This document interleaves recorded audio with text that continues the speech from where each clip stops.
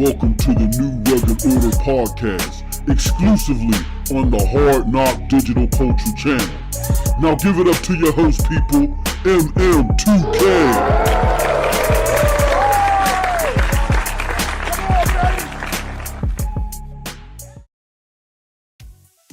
What is up, people? What is up, people? What is up, people?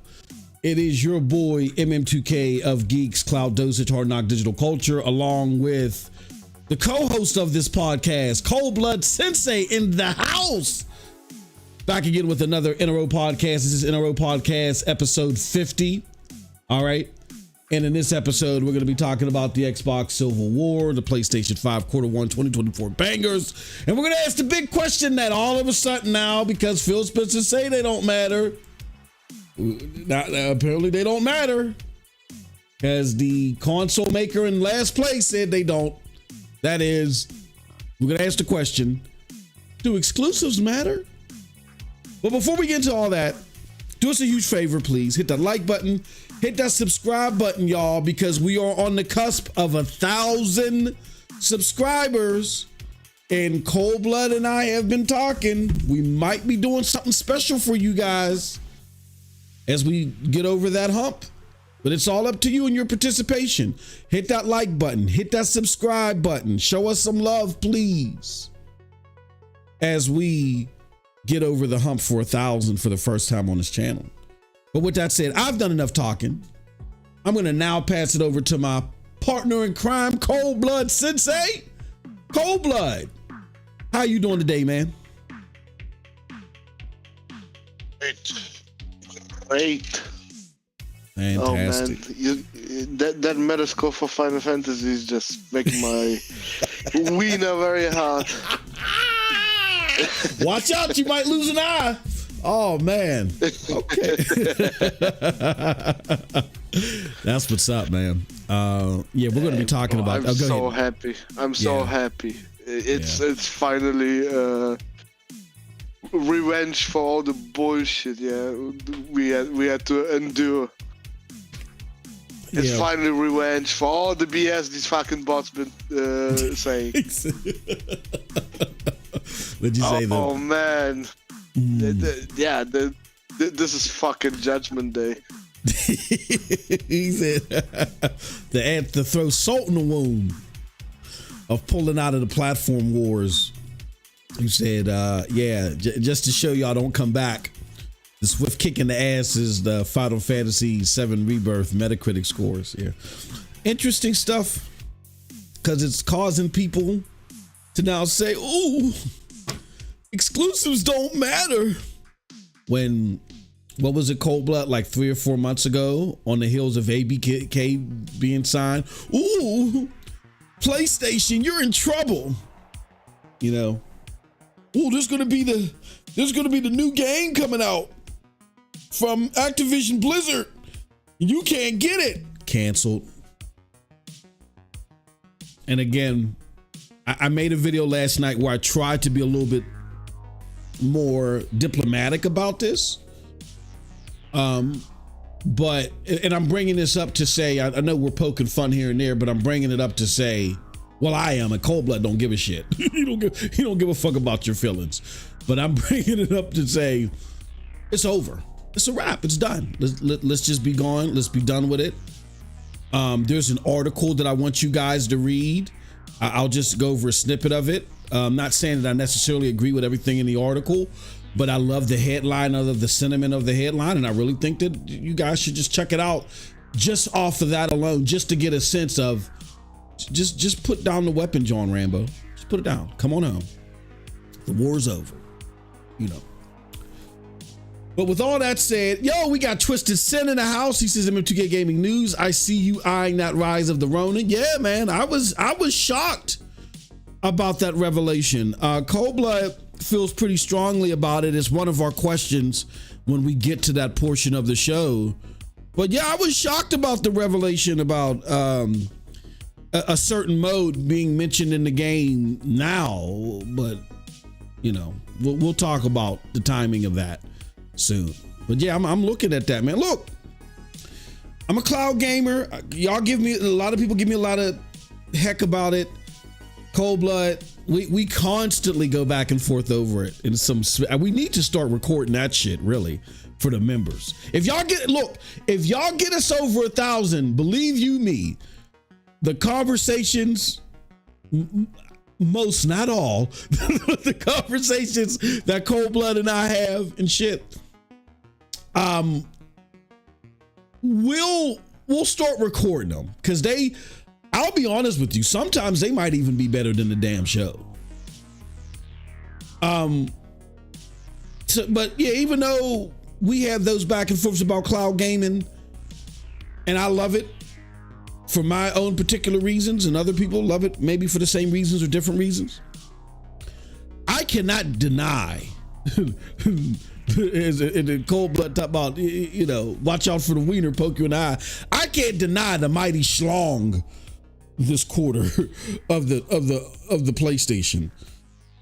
Like, my God. And people, and I don't want to get too far into this because that's a topic, but that whole exclusives only matter if it's first party thing, what happened to that? Like, that shit don't matter. Like, I pivot off of, this is what I do. I use precedent. I was just explaining this to my wife, because she's always coming home having conflict with people because they start shit with her. And I say, sweetheart, who is somebody that you work with or that you see that handles conflict well? Oh, it's so-and-so, so-and-so. Why don't you follow that person, ask them what it is that they do, instead of coming home and fitching a bitch with me? Because I can't help you. I don't fucking work in the medical field. I can't help you. You got to go to them and talk to them and get pointers from them. They have the secret for success to you. I don't mind hearing it, but you're coming to me like I'm going to give you some solution. I don't know nothing about that. And that's what I'm saying to you guys. Like, Xbox already had the blueprint to compete in this area, and they didn't want to follow it for whatever reason. So now they can't compete in this area. Now they're doing something else. It is what it is. But PlayStation is unrattled, it's unscathed. They are dropping bangers. And I don't care if the bangers are first party or second party. I never did. I've always said that. I don't care. Because first party bangers didn't make the 360. So why would I care about first party bangers now? I do recognize their best games are their first party games. But shit. You know what I'm saying? I mean, there's just too many. Helldivers. Grand Blue Fantasy. Now we got Final Fantasy VII. This is all too much in one quarter. Then Rise of Ronin. Jesus Christ. PlayStation, what are you doing to me? All right. With that said, that's enough for my babble. Cold Blood, what have you been playing, whether it's been gaming, demos, whatever? Let the good people know what you've been playing this week. Mostly Helldivers. And what else? A little bit of Tekken. But I only really lapped some characters, nothing else. I didn't really fight nobody. Oh, okay. Yeah. Well, what about demos? Yeah, and that Final Fantasy demo, everybody should play that. If you got a PlayStation, play that shit. Yep. Trust me. That's gonna be a GOTY contender. Exactly. That's already out there. It's already 93, man. Like, holy cow. Shout out to who's this we got in the chat? Lou Flame. Shout out to you. Yeah, that's what I was saying, brother. None of the games that I named were first party. That's what I was saying. I don't live and die. I never did. I'm one of my favorite generations. Top 2 generations of all time is the 360 generation. The 360 was not built off of first party. They only had one first party game that really moved the needle for them that significantly, and that was Halo. but Halo was around since the OG Xbox. And even though it helped put the OG Xbox on the map, it didn't help it to be a competitive force. They still got walloped 150 million consoles to 29 million. The games that brought the 360 over were the Mass Effects, the BioShocks, you know what I mean, and so forth. So, shout out to everybody. I'm gonna try to get you guys in the chat. Hold on, what is going on here? Oh yeah, I got to do it this way. I want to make sure that we got everybody comments in here. And what we may do, it depends on how much time we got. If Cold Blood is, I'm gonna rest it all on Cold Blood's shoulders. If Cold Blood feels like it or not, because we see the homie Casey in there, we might just have you guys just join us in the chat, in the Discord while we game. But if you guys want to, if we have a question and answer section that we can do, we got time for it, or we feel like it, because we tried to do it last time and nobody participated. You know, we're not going to beg people for participation, but we see Casey up there chilling. But Casey chills with us all the time. Yeah, if you want to participate in that, I'm going to put the link to the to our Discord. Our Discord is our main pivot for everything that we do gaming. Join Geeks Discord, and here you go. Yeah, join our Discord, and I'm also gonna. Why is that decision on me actually? Because I like throwing you under the bus. It's your damn podcast. But I like throwing you under the bus. Now, if he feels like it, let me see. You bums ain't getting in here until we got 1,000 subscribers. Yeah, facts, bro. Facts. That's why. We're doing one. We're doing one. That's why. Yeah, because we're doing one, but maybe for half an hour. Yeah. That's it. Yeah, hit the like button. I just said at the beginning of this show, we are on the cusp of 1,000 subscribers. We only need what, 12, 11? This is stuff that doesn't cost you a thing. We do want to thank those that, and shout out to Sean L. He made another donation. Shout out to you, Sean. He's helping throwing money in the pot for the next game that we're going to play, whatever it is that we decide. We appreciate that from those that donate and help out the platform. It's very important, and it helps us out a lot. But just sitting back and thinking, man, like it's the stuff that doesn't cost you a thing. It really doesn't cost you a thing to hit the like button. If you come here regularly anyway, why not hit the subscribe button? It's those type of things to where I would like to do more things outwardly. But honestly, if you're not part of the Discord, I'm inclined not to. Share this out. Help us out. If you're coming here regularly, why not? If you're enjoying the content, whether you agree with us or not, why not share it out? It's those little things that, this is like we're trying to do a community type thing. So those things keep it cyclical, keep everything well-rounded, and keep us giving back to you. If you do the simple things, we can do more things for you. We're thinking of doing a significant giveaway. All you gotta do is hit the like button. Come on, it's not gonna hurt you to do that. All right. What's a good question? I guess do you consider Xbox going third party a bad thing? I think that's a good question. We'll start it off with a poll, see what you guys say, and then we'll tally up the results. Let's check out the chat real quick. Thank you everybody for coming through. Y'all bumping already. Says, did you ever check out the Outcast demo? I'm going to do it this weekend. Shout out to Will Sinks for reminding me of that. I got to check that out, and I got to check out Final Fantasy Rebirth demo. And there's something else I forgot that's out there that I want to check out as well. Some stuff came up this weekend, and so and then I got off a business call earlier today, so my time is really going to be tight this upcoming week. as far as gaming. So I'm gonna have to try to squeeze in on the weekend what I can. But yeah, I definitely am gonna check that out. So yeah, check out the Sup Blue Flames. So you definitely check out the links if you want to support the platform. We really do appreciate it. Thank you so much. All right. That's what Cold Blood's been playing. I've been playing just simply Helldivers 2. I've been doing a lot of gaming this week, for my standards. Also, let me put this out in the chat as well. We're moving our streams over primarily to our Twitch channel. So let me put it in this way. HTTP.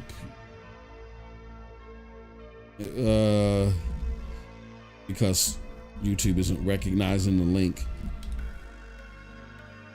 And yeah, that's where our streams are going to go. I streamed there last night. We had a good time. So yeah, check us out there on Twitch, because that's where our streams are going to go. But yes, that's the best place to follow us and find everywhere where we're at is to go to the Discord. Just go to that Geeks Discord.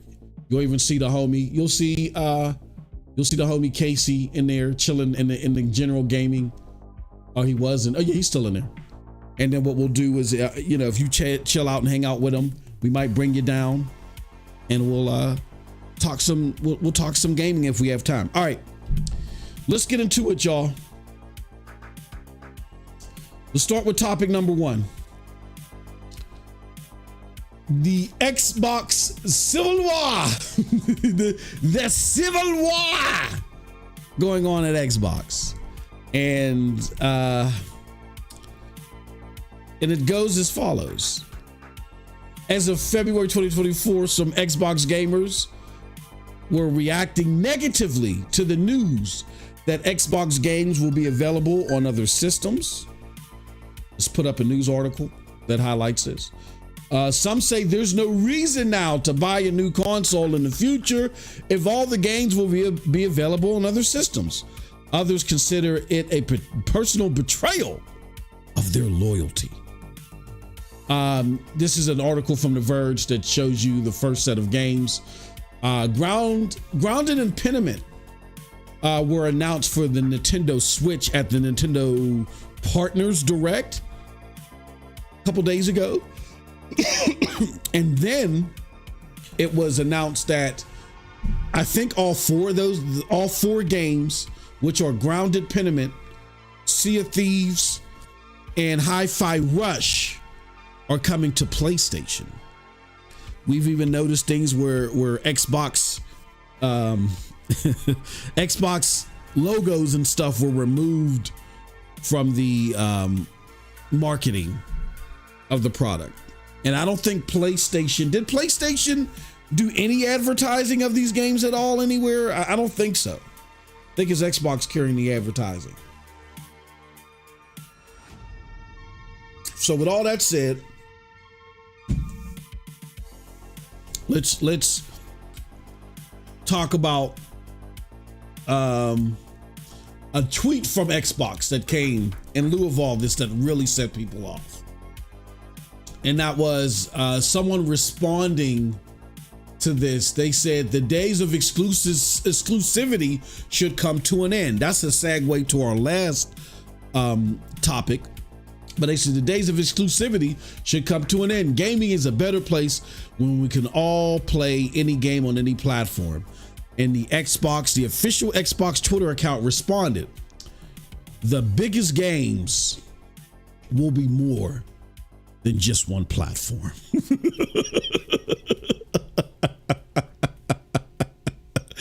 But here's one more thing that I want to say too in regards to this battle that's happening online. There's another article that I found from The Wire. They come up with some good stuff every now and again. And this is one that I think just perfectly capsulizes, I think, the way that we need to look at this.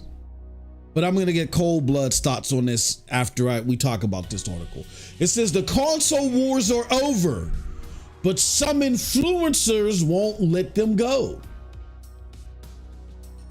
So let's talk about it, Cold Blood. My first question to you, my good friend.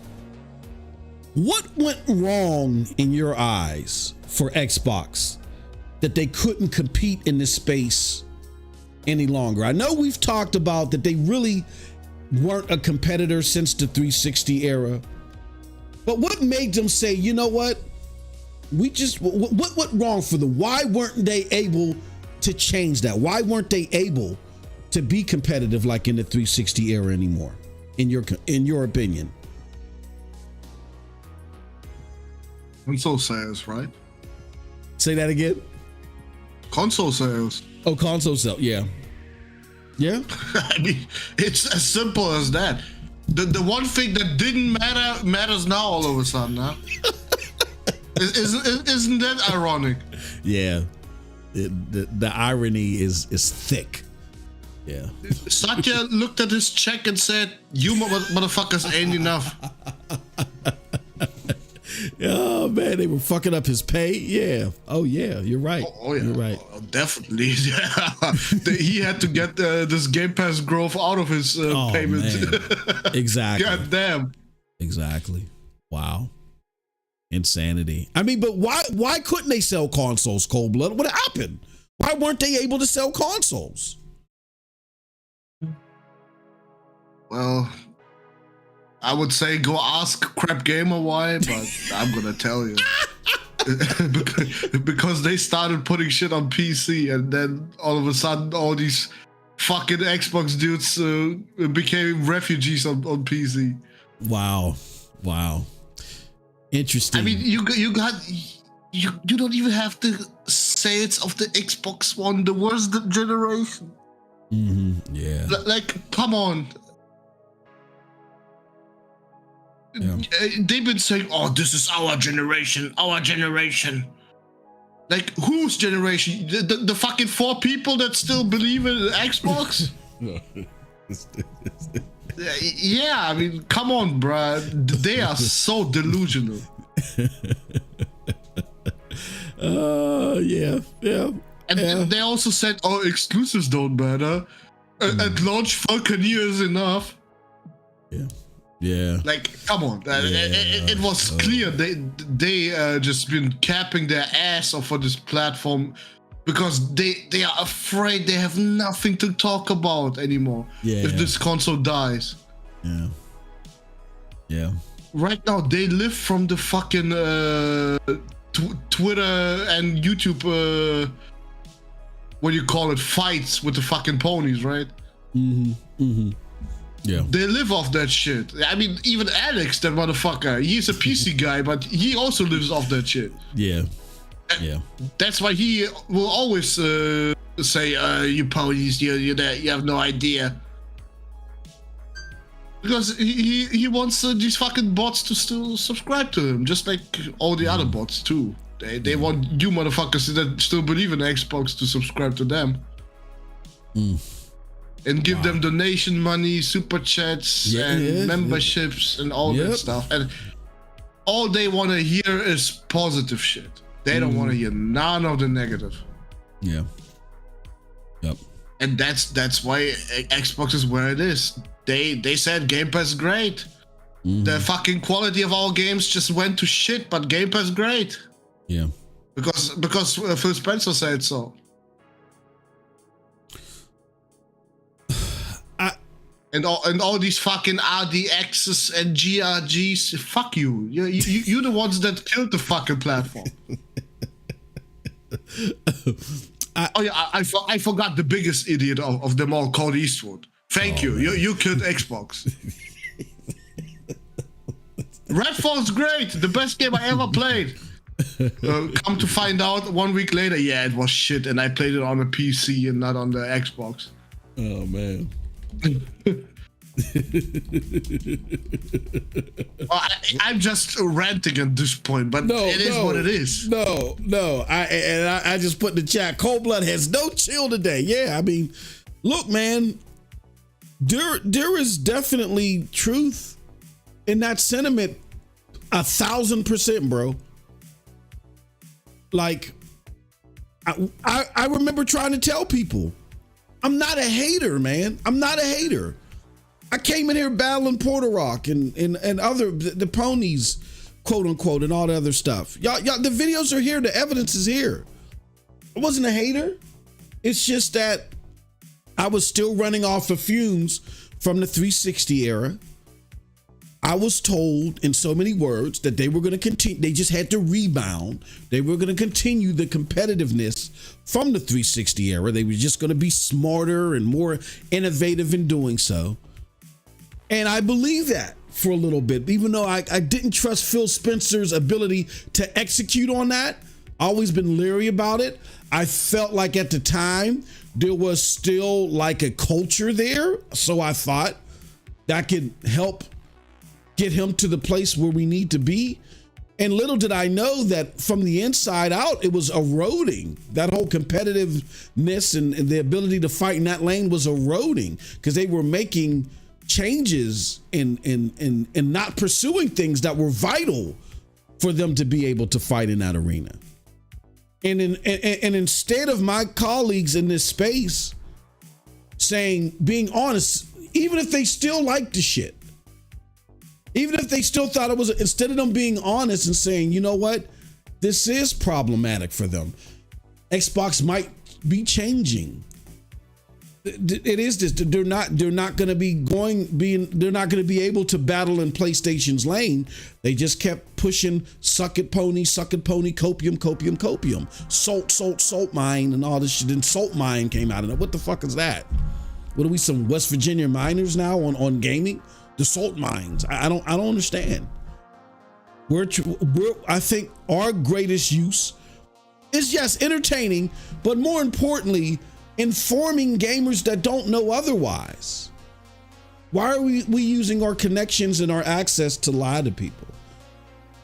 And I got called everything under the sun. I got quote unquote kicked out the Xbox community. They took my shoes and threw them out in the street.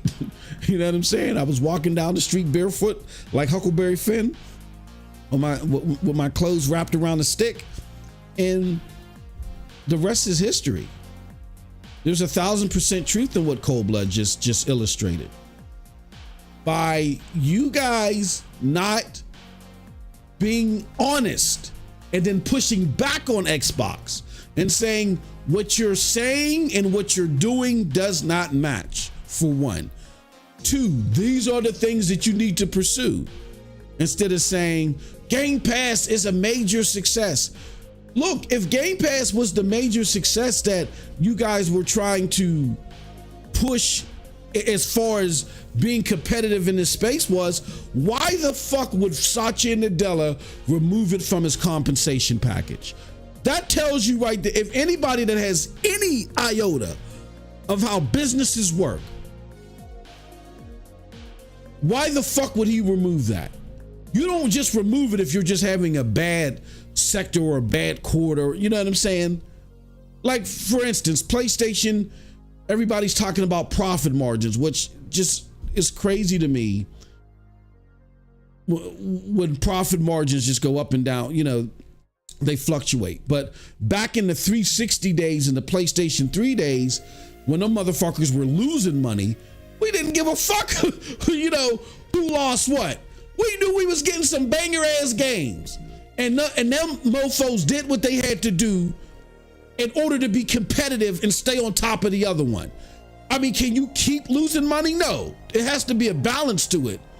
But we weren't sitting there looking at all these fucking pie charts and graphs and like, oh yeah. I mean, I ain't got no good games, but their profit margin. No, nobody did that back then. And we were better served for it. That's why I think this group of content creators, this generation, they're just abysmal. They serve no purpose but to pilfer you for your money. They fleece the shit out of y'all, and y'all say, hit me in the head with that cash register. Hit me, hit me, hit me. So yeah, instead of holding a standard and saying, look, we like what you guys are saying, we're all for that direction, but you gotta move that way. Instead of saying that, y'all advertise the phonyism. And then you're not out here playing the games. Like, you're not even buying the games, or you're not even engaging in Game Pass. Like, even if you're gonna cap for it, at least show the shit. You know what I'm saying? Like, this little still here and there. Yeah, man, I'm playing Hi-Fi Rush. And please look at your DMs. Oh my God, hell no. Oh no, hold on. Yeah, but it doesn't make any sense.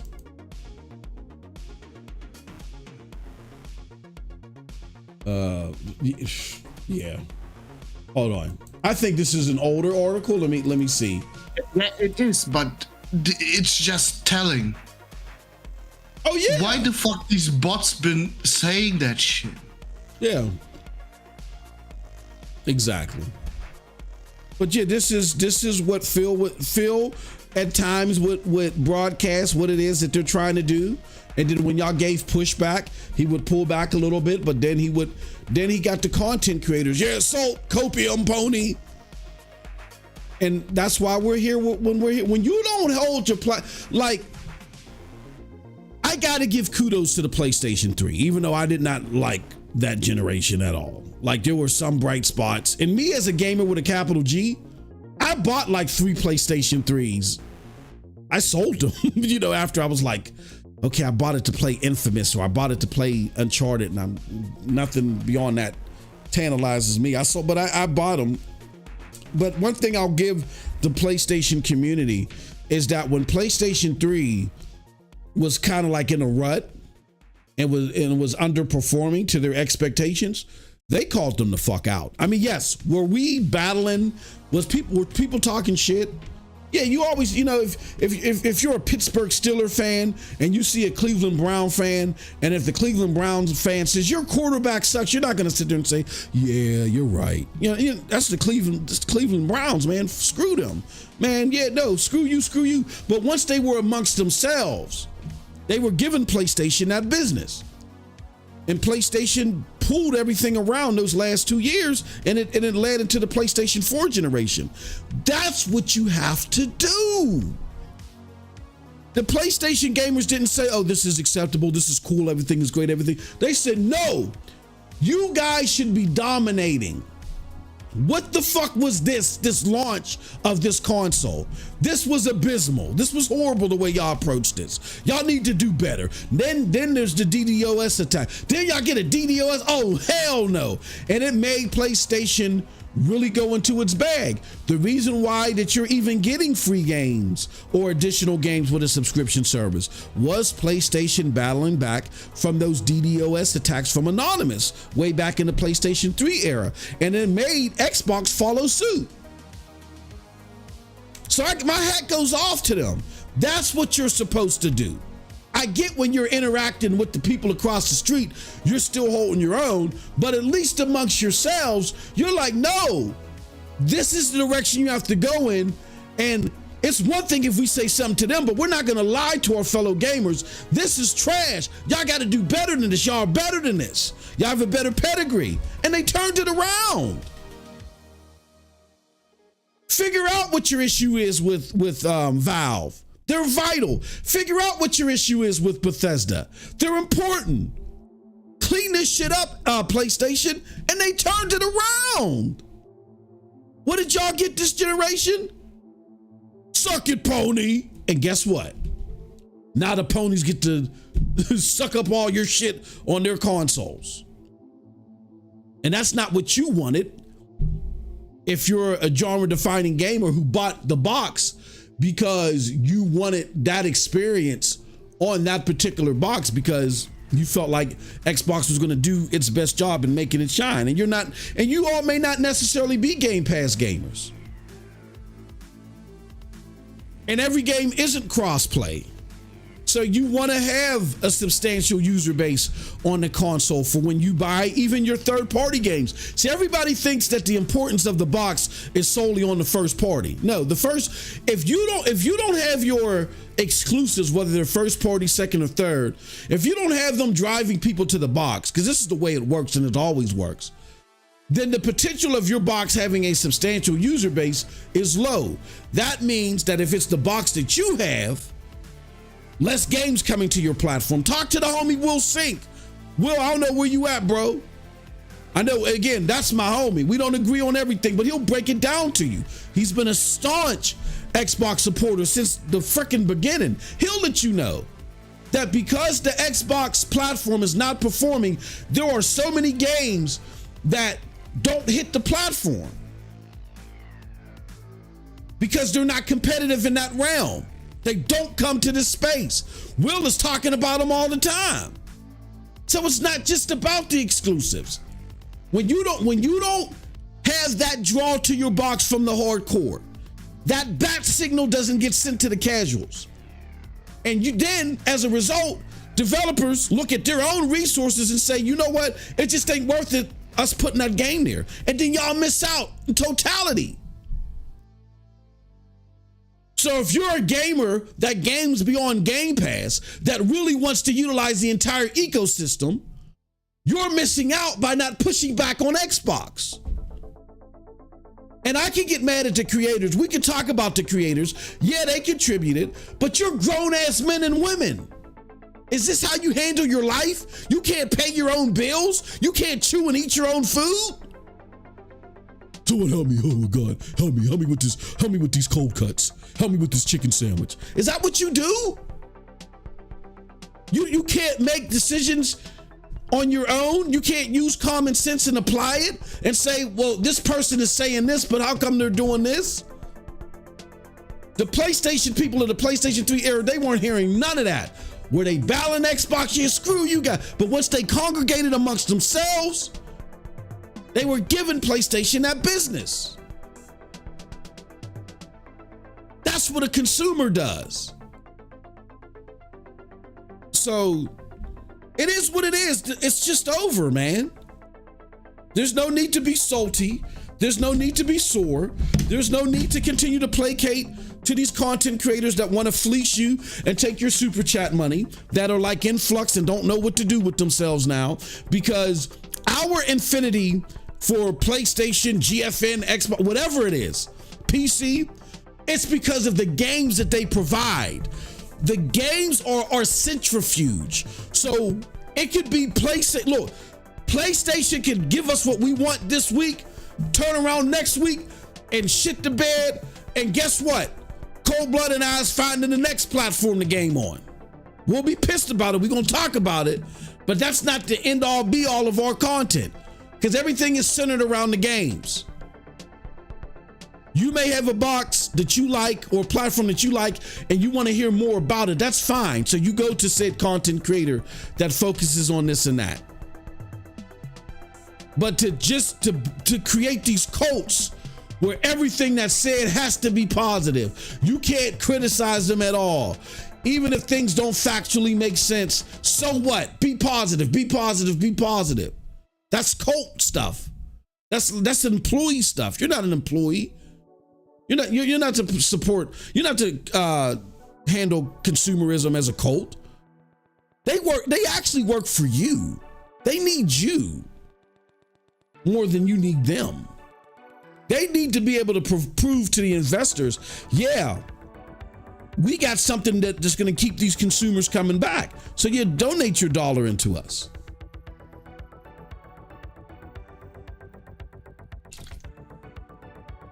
My homie Will Sink is in the chat. Shout out to Will. Thank you.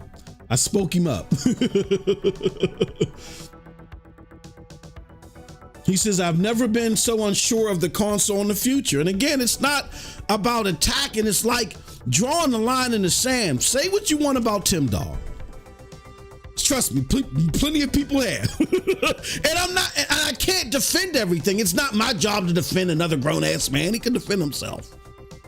Tim Dog can handle himself. That's my homie, though. I love Tim. He'll give you the shirt off the back. Beyond all this console shit, he's a cool guy. But Tim Dog drew a line in the sand. Was there a lot of capping done on his part? Yeah, I mean, really? But even he drew a line in the sand. He said, at the end of the day, I'm a consumer. I maybe carried you and shit and tilted the light and had these talking points and had these spin because I truly thought you were going in this direction. But now it's clear that you're not. And I can't co-sign on this. If you truly don't have a problem with the direction that's happening, that's fine. But I'm seeing people go from exclusives don't matter. You know what? Now that I think about it, exclusives do matter. No, exclusives don't matter. Oh, you know what? It's only those 4 games. Who cares? Oh, it's those 4 games. It's over. Y'all all over the place. Y'all don't know because y'all are not operating by consumer standards. You are not to listen to a brand in order for you to go. Let's talk about that real quick and then we'll get back on track. Too many of you are taking your cues from a brand as far as how you're to move. That's not how it's supposed to work. You, the consumer, is supposed to influence the brand and what direction they move in. Why? Because you're at the top of the pyramid. You are the thing that is up to you. Are the commodity. You're the commodity. You should be at the top of the pyramid. They got to fight, click, kick, scratch, and claw to get to you. You don't owe them nothing. They need you. You don't follow their cue. Talking their talking points with no evidence behind it.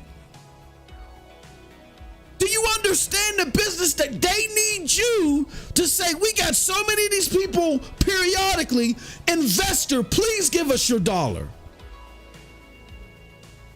You drive their decision. They don't drive your thought process. If it's the latter with you, you are a fanboy. You are not a consumer. And that's the worst thing you can be with gaming because we need to keep these people on their P's and Q's because gaming can be expensive. And they want every single inroad that they can come across to shortchange you. That's what any company, anything they can get away with, they're willing to do it. So you keep them in check. You, the consumer. You are the grand prize. You are the commodity. You need to drive the direction that they go in.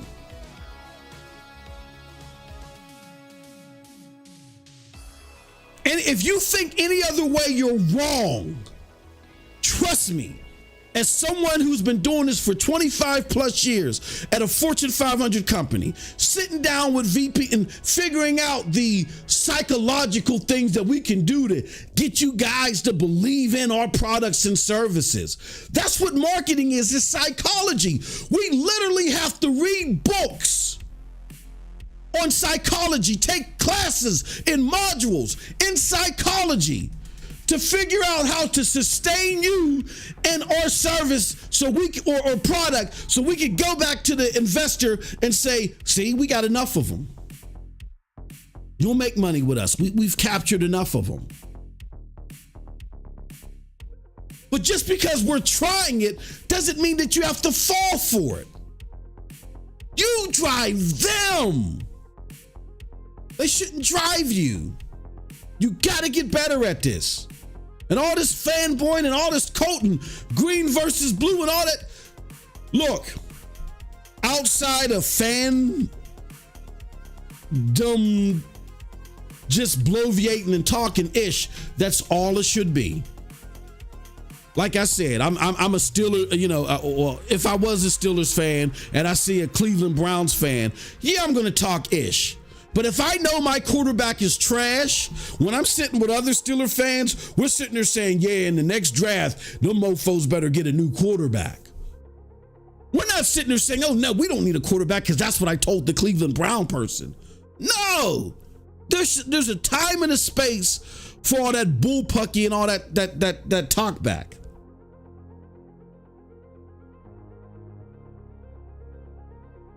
He said, my excitement for the brand is at an all-time low. He said, yes, Satya wasn't convinced where Game Pass was going. After a while, we'll be curious that ABK does, though, particularly COD.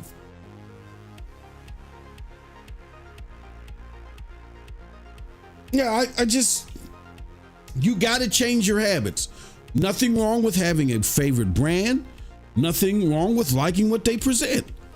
But to treat them like you have to defend everything that they do in all circles, you are not acting like a consumer.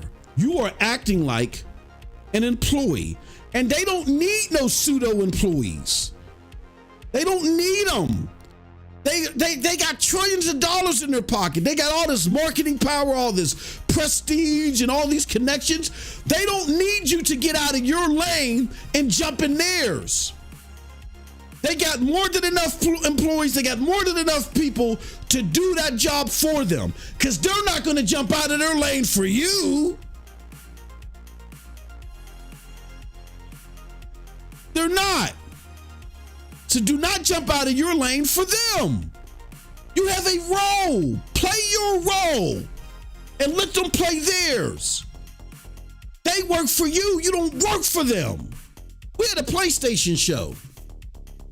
Or it was our most lucrative show on Twitch.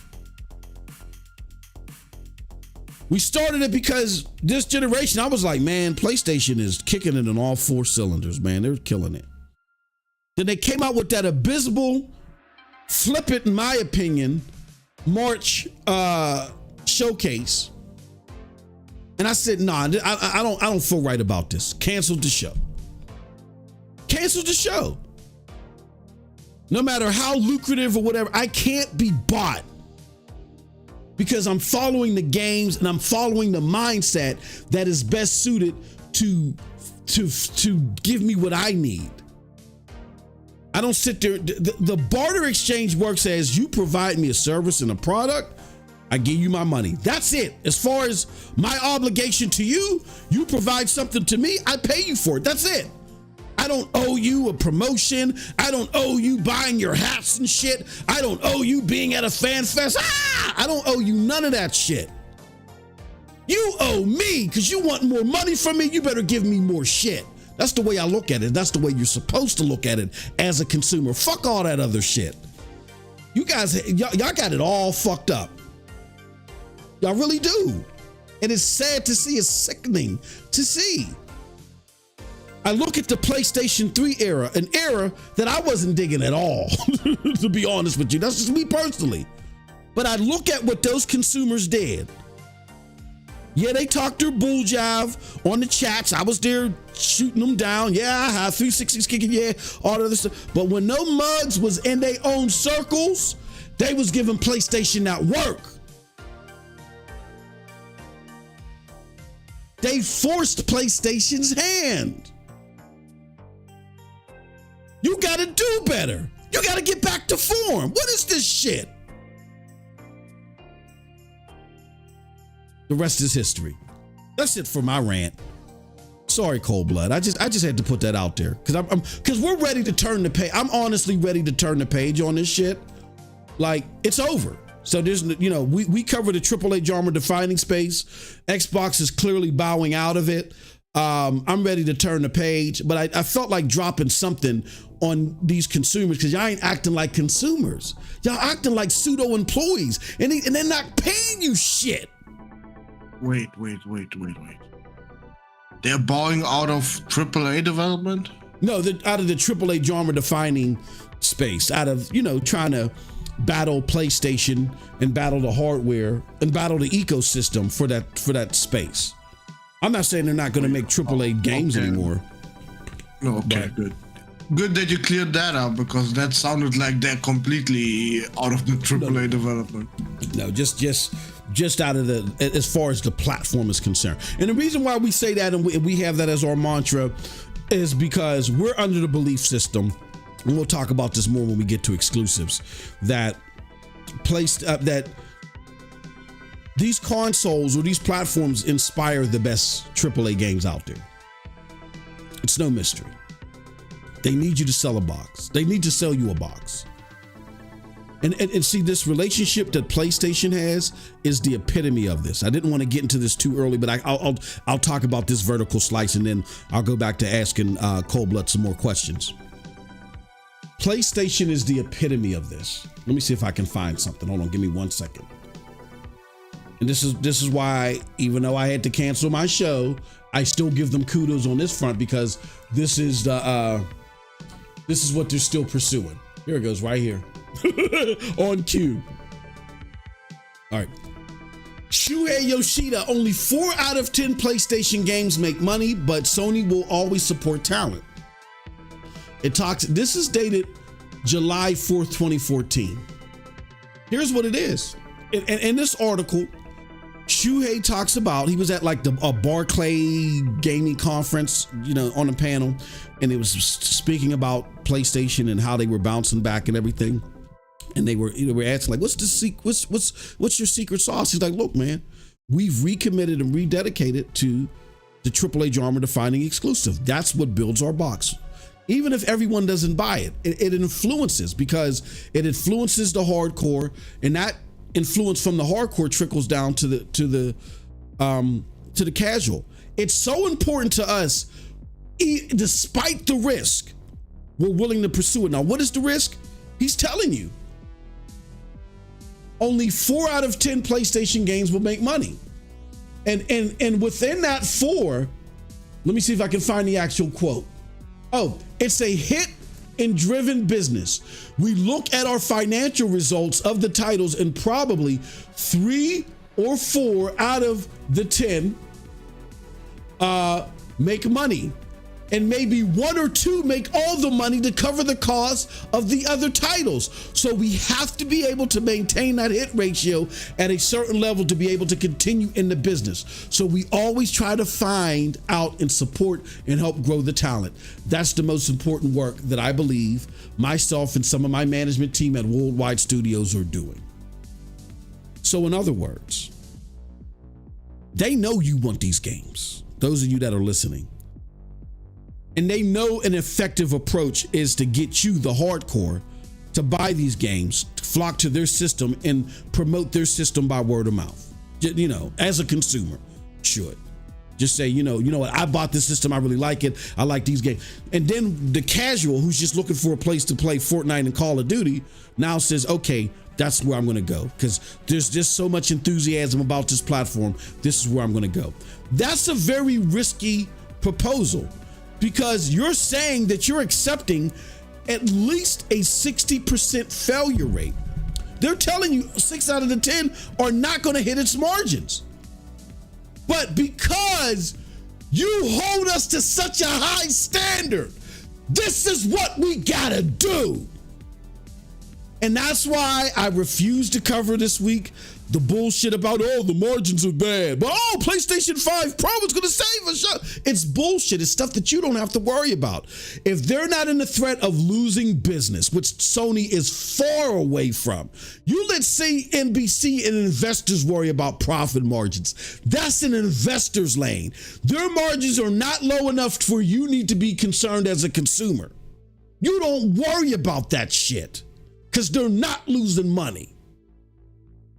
They were losing money in the PlayStation 3 generation, and they still realized this is what we got to go. This is where we got to go. Why? Because the consumers held that standard. They just figured out, hey, we got to figure out a way to rise up to consumer standard and make money from this. And they flipped the business around, and the rest is history.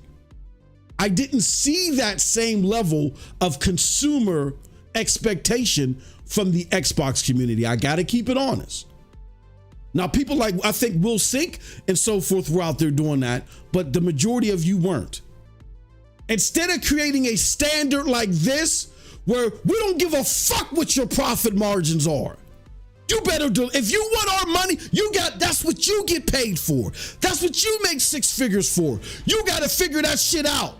All I know is I want top of the line games. That's it. That's all I'm worried about.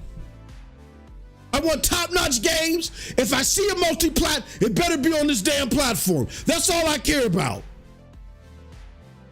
When y'all stepped away from that standard, and started getting into this parasocial event with them praising Phil and defending Phil instead of holding a consumer standard, that's what led y'all and made y'all ripe for the picking for these content creators. Back in that era, we did not give a fuck. There were no pie charts. Will Sick was around, he'll tell you. There were no talk about profit margins. We didn't give a fuck. Xbox had to drop $2 billion because of the red ring of death. You know what we did? We gasped. We said, oh my gosh. All right, well, let me send it in. Sent it on 360, got it back, continued gaming and buying games on the platform. Y'all are no longer consumers. Y'all are pseudo employees for these companies, and they are pilfering and fleecing the hell out of y'all, them and these content creators. This should be a tall standing tale on how y'all fucked up doing your part as a consumer. If you're upset about this, if you're not upset about this, if this is a direction that is cool for you, like if you're a cloud gamer or you don't care about exclusive, whatever, you're fine. Like I said, there might be some other issues on the periphery, but you're fine. I'm talking about those of you that are upset, pulling out your hair, calling off from work, whatever, not eating. You created this dynamic. You didn't play your role. And I tried telling y'all that since 2017. Y'all didn't want to listen. Y'all wanted to be in this parasocial relationship with Phil Spencer instead of worrying about the quality of the product that you were paying for in your hands. It's over. I'm not saying Microsoft gaming is over. I don't know what the state of a Microsoft ecosystem is going to be in the future. I have no idea. But it's not going to be to the strength of a PlayStation as far as bringing you those genre-defining games. Because PlayStation knows they have a standard that they have to abide by. Because their consumers will not let them go. They were on the brink of bankruptcy. That's how bad it was. Because consumers said, you're not doing your job. We are stepping away. Until you, the Xbox gamer, who feels like they're negatively impacted by this, until you start doing the same and start acting like a consumer, you will never see a turnaround. Never. And I think it's just too late anyway. Sachi is at the helm. He's not a gamer. He doesn't care about the culture. He just know he spent $75 billion on ABK, $8 billion on Bethesda. We gotta get that money back. So I think it is what it is. So we're ready to turn the page on this. I would have preferred for Xbox to continue to at least be in this space, because steel sharpens steel. And I feel like even though PlayStation knows there's a standard that they have to follow, having someone nipping at your heels just raises the sense of urgency even more. And I feel like the best games we got on both sides, you realize that the games that you're playing now, even at best, are just polished versions of the visions that you got then. That's what they are. They're polished versions of games that came out that generation. All these remakes and shit like that, they're versions that derived from that gen.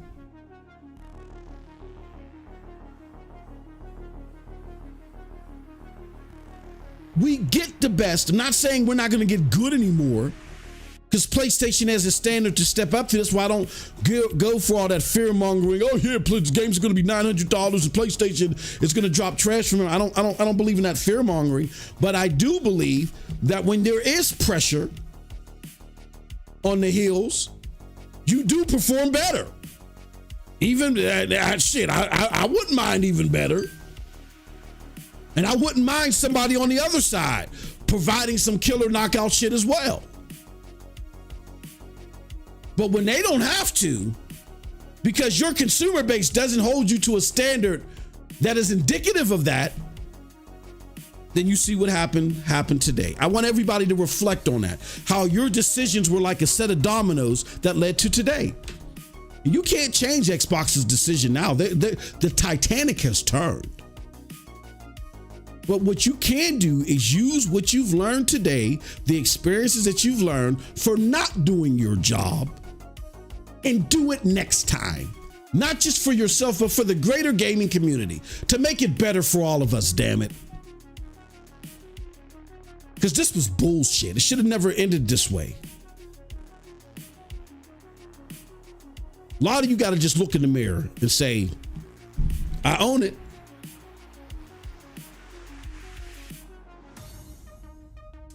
You got a decision to make if you do feel like you're negatively impacted by this. All you can do now is just make that decision and learn from this mistake. If you didn't understand what Moss was ranting about right now, I'm gonna make it very simple for you. Go argue with your mom about PlayStation versus Xbox. It's over. We're turning the page. Being that I ranted about that, Cold Blood, now let me ask you. What do you think is the best thing for these content creators and these gamers to do that are all in a frenzy about this happening now? What would be your, if they came to you and said, Cold Blood, what are we going to do? What would be your advice to them? I'm gonna tell them, go listen to Code Eastwood and let him tell you that he heard that the Xbox is slightly ahead of the Xbox worldwide. Fonz. No, let me stop fucking with Cole. And shout out to it was his co-host Mad Gamer that was in the chat. I don't know if he's listening. He's like, oh man, y'all need to leave my man Cole alone. No, look. We Colt is if y'all don't know, Colt is an alumni. See, y'all ain't been around long enough. Cold Blood's been around long enough. Colt is an alumni, like I am an alumni of Xbox Beastfire. We weren't on at the same time. Colt was there before me, but we're all alumni from Xbox Beastfire. What is Xbox Beastfire? It's a podcast of it's a show of the podcast family from the Xbox Godfather himself, Next Gen 720 Z, my mentor and all this shit that he created. And for Xbox fans, we got on there and we debated topics about Xbox and topics about Xbox versus PlayStation. So that's how I got my chops in the game, was from Z and being part of Xbox Beastfire. And then I actually got a chance to be on a couple of episodes of BGST, right? So with that being said, you know, we share a similar path. It's just that we went in different directions, and there's sometimes where our paths may have clashed just in real finite ways. Like I've made this public before, and what you guys might find is hilarious. And one of my creme de la creme Xbot zealot days, I'm new to this, don't really know much, trying to get understanding of what's going on, but I was tantalized like a lot of you. And I remember I discovered the RDX podcast, and Colt Eastwood had just joined, and then they added D Batch. And you know, I'm hearing all this rhetoric about teraflops and all this other shit, and how rapid pack math is a joke from Mark Cerny and all this shit. And it sounds good. So I'm like, you guys are smart. I said, Diller, you did a great job. I think Colt Eastwood is great, is a great guy. D Batch is a great guy. You guys are gonna have a great podcast. That was me, and you know what I mean. To only come here and to see Redfall being praised before the reality hit. Freaking, we're getting told 40 to 50 frame deltas. And then now Colt is just in limbo, telling people PlayStation's going to do the same thing. Two people, let me show you. Two people that went down two totally different paths, right? Colt way more quote unquote successful financially as a podcaster than I am, but that wasn't my goal. My goal is to inform. I wasn't looking for fame and fortune from the shit. Hey, if you guys support us, I'm not going to turn it down. I ain't going to turn down a blessing. Heck no. But money wasn't my motivator. I could have got on here and said a whole bunch of stupid shit about Xbox. I could have went and said a whole bunch of shit about PlayStation. I could have completely ignored Stadia, only played it in the background and did either or. My job, I feel, is to inform you. Two content creators in two totally different directions. Now, regardless of what any platform does, I'm not affected. I wasn't even affected when Stadia did what they did. Stadia did what they did. I went live, came back over here, then discovered NVIDIA GeForce Now. Now we're back on the cusp of 1,000 thanks to y'all. Because I'm about the games, not about the brand. But it's just giving you guys some history. Two creators that were enthusiasts of the same platform, had similar paths, two totally different directions. But it's all about what you're willing to do and what you're not willing to do. And people can only do to you what you let them in this scenario. These are only words. You can choose to absorb them or not. That's on you. Let me go to the chat. The Winter Soldier said if they let them do their own stuff, then yeah, more contractors. If not, then they already have enough in-house to support. I guess there's a discussion about contractors. Twisted Sin said, the man speaking facts. I appreciate that, brother. Thank you so much for your long-time support. He says, why do you think they are doing these hero projects all over the world looking for talent? When the Pro comes out, that's the day one for me. Same here. Absolutely. Juice says, Pro, I am fucking with this rant. All facts. I appreciate that, bro. He says, on top of that, they promoted themselves as the cheap option. They Frosty Flakes to the... For those of you that don't understand, Frosty Flakes is the generic brand of Frosted Flakes made by the Kellogg Company. I know some people might be out of the States, Juice. They don't get that. On top of that, they promoted themselves as the cheap... Yeah, man, y'all, you just got to use your common sense. Yeah, I mean, so...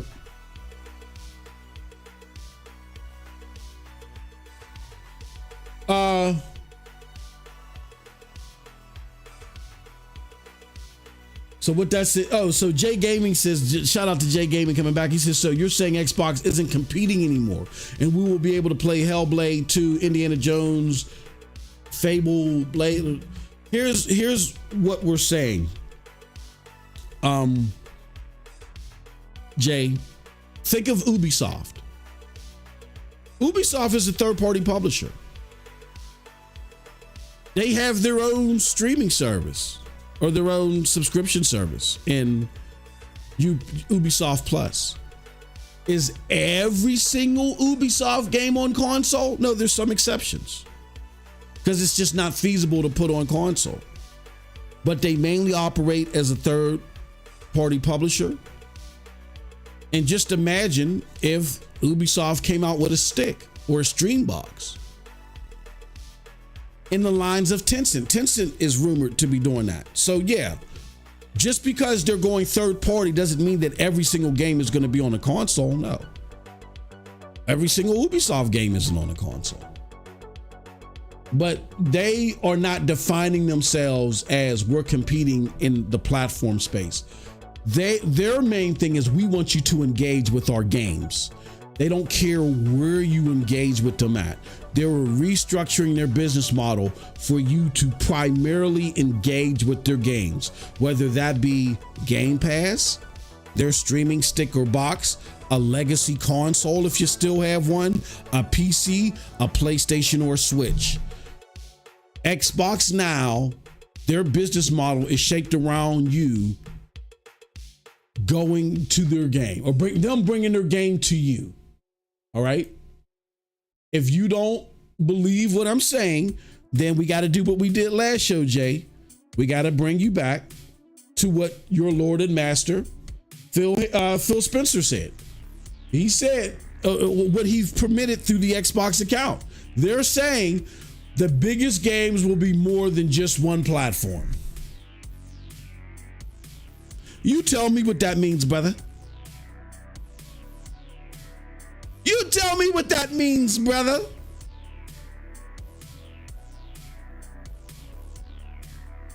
And thank you for your hate, Jay. But what is this? If this podcast is dead, what does it say about you only being here? Why are you at a dead podcast? Dude, your highest viewed video has 45 views, so shut the fuck up.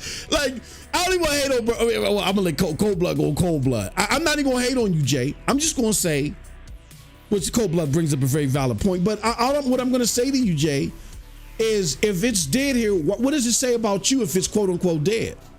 So all these people are zombies, they're dummies that are here as well. You see, that crystallizes what I'm saying. Instead of addressing what's happening with the platform, you want to hurl what you think are insults at me, which I'm happy with 19 viewers if you see the trend of this platform, and we're just building back up, bringing this show over to Hard Knock Digital, bringing it over to YouTube. We're on the cusp of hitting 1,000. That's leading us to our goal. I'm happy. I'm meeting my benchmarks. What about Xbox? Are they meeting theirs? Why are you comparing me, a small YouTuber, and addressing me and what I'm doing on the channel versus what your box is doing? It sounds like that you really want them to operate and compete in this space. Then you need to talk about that being dead. See, that's that parasocial relationship that I was talking about in my rant. That is so uncommon of a consumer. Why do you feel like that you have to defend Xbox in that way? Are they sending you a paycheck? Are you getting free games from them? Like, are they saying, oh, look, Jay, we saw your comment. Here, we're going to send you 5 months of free Game Pass. No.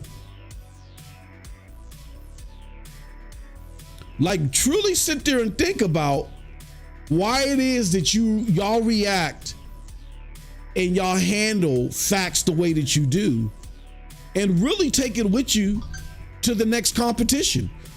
Because this one's over, Chief. All right. Yeah. In my opinion, you don't bring anything to the table right now with your bullshit. Is this coming to PlayStation Day 1? Is this coming to PlayStation Day 1? It's not even, yeah. No, nobody said that. Yeah. All we said is, at some point, yes, your shit is coming over. End of the fucking discussion. It's a wrap. Dr. Thunder versus Dr. Pepper. Facts. All right, y'all. So with that said, let's move on. Let's turn that page, because like we said, the message is it's over. Y'all got to figure out what you have to do. Supreme knowledge bringer Cold Blood told y'all, he gave y'all his advice of how y'all need to pivot. The rest is up to y'all. But if I can provide any type of jewels, it would be this. You are a consumer. The ball is actually in your court. And fuck all that sucking pony shit. Just put that to the side for a second. Because there was no other person that lauded and despised the PlayStation 3 than me. But I can separate the forest from the trees. When I look at what that community did, that's what a community is supposed to do. When you realize that you're a consumer and a gamer with a capital G more than anything. It is not your job to act like you just got a benefit package from Microsoft and now you're acting like an employee. That's not your job. They have trillions of dollars. They don't fucking need you to do that. What you need to do is say, how can I look out for my fellow gamers?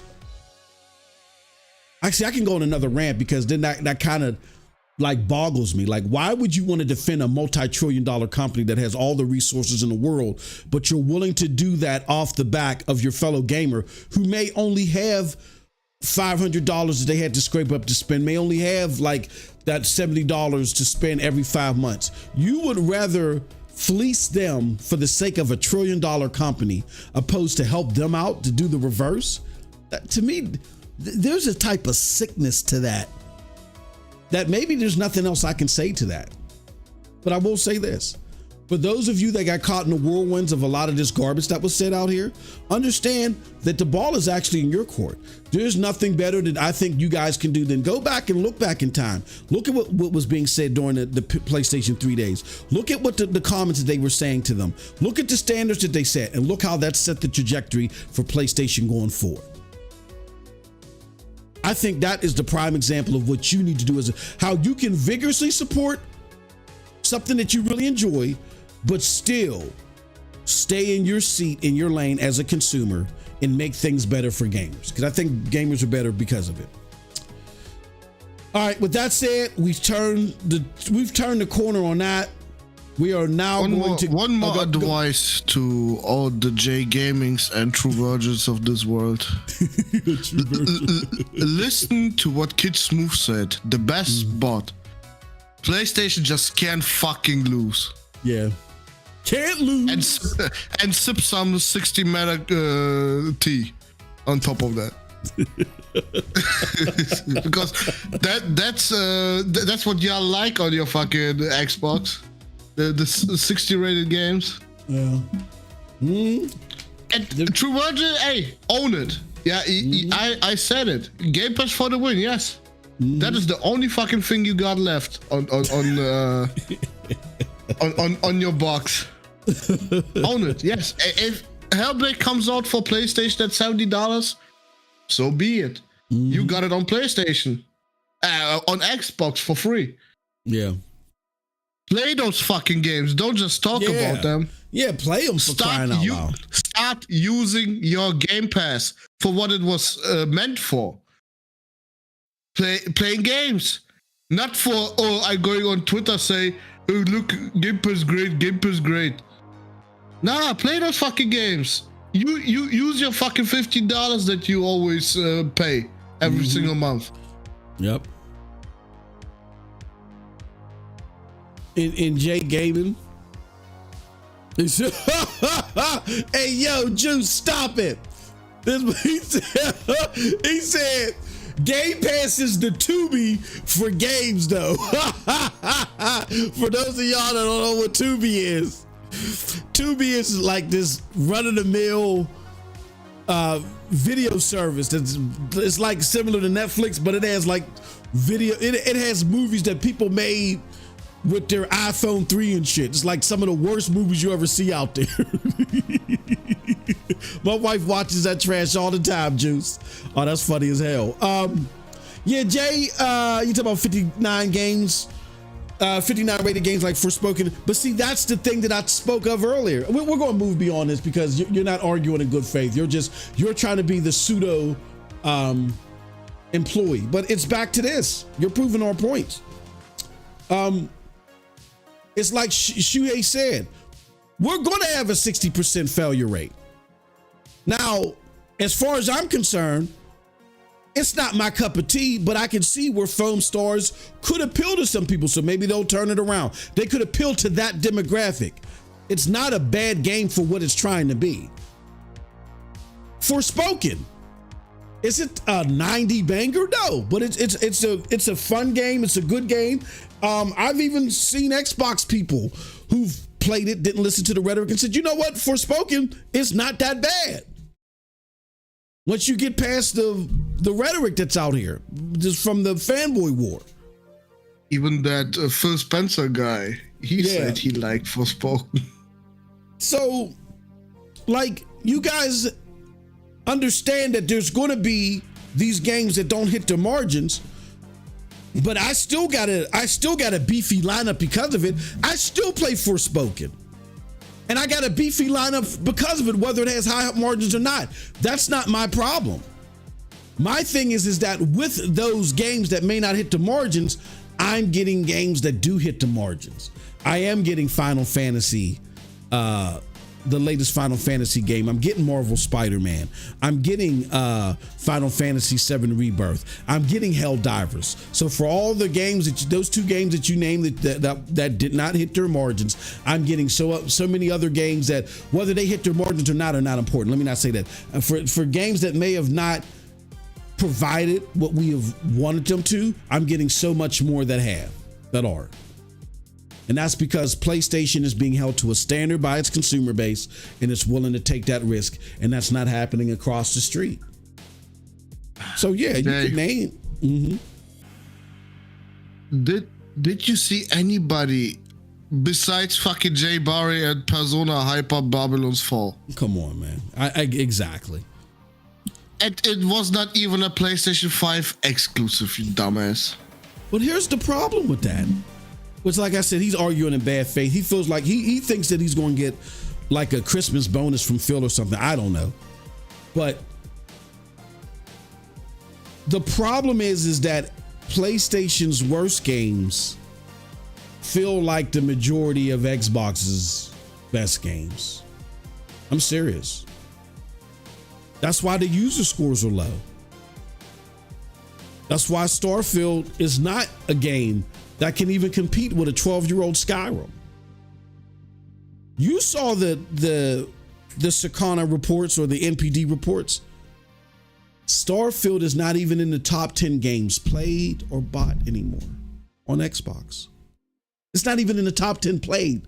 Hellwood bought because of Game Pass. It's not even in the top 10 games played. What do we do? What do you, again, your focus is elsewhere. Your focus is Phil, I gotta defend Phil. Now's not the time for that. You're not hurting us. You're not proving anything because PlayStation is staying here.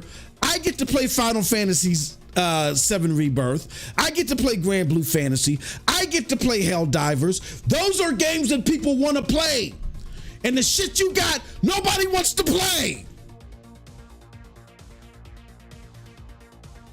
I don't know what else to tell you, pimpin', but we moving on. I could also ask Jay the same question you was asking us. Do you think Helldivers is coming to Xbox? You think God of War is gonna go to Xbox? I could ask you the same fucking thing. Yep. Yeah. But it's dumb because I know it's not. You don't. You have absolutely no guarantee those games stay exclusive. Exactly. I'm not even going to add anything else to that. I'm going to let that sit there and simmer. Yeah, that is enough. I'm done with Jay. You can argue with the people in the chat. Yeah. Have fun. But that was just an illustration of what, I mean, he doesn't even understand. That's a perfect illustration of what I was saying about these parasocial, I got to love Phil, I got to act like an employee instead of acting like a consumer. Again, you're either happy with what's going on, which is fine, and because of Game Pass, or you're upset because they're not competitive in this space, and for your purchasing decision, you wanted them to be competitive in this space. It's not your job to act like an Xbox employee.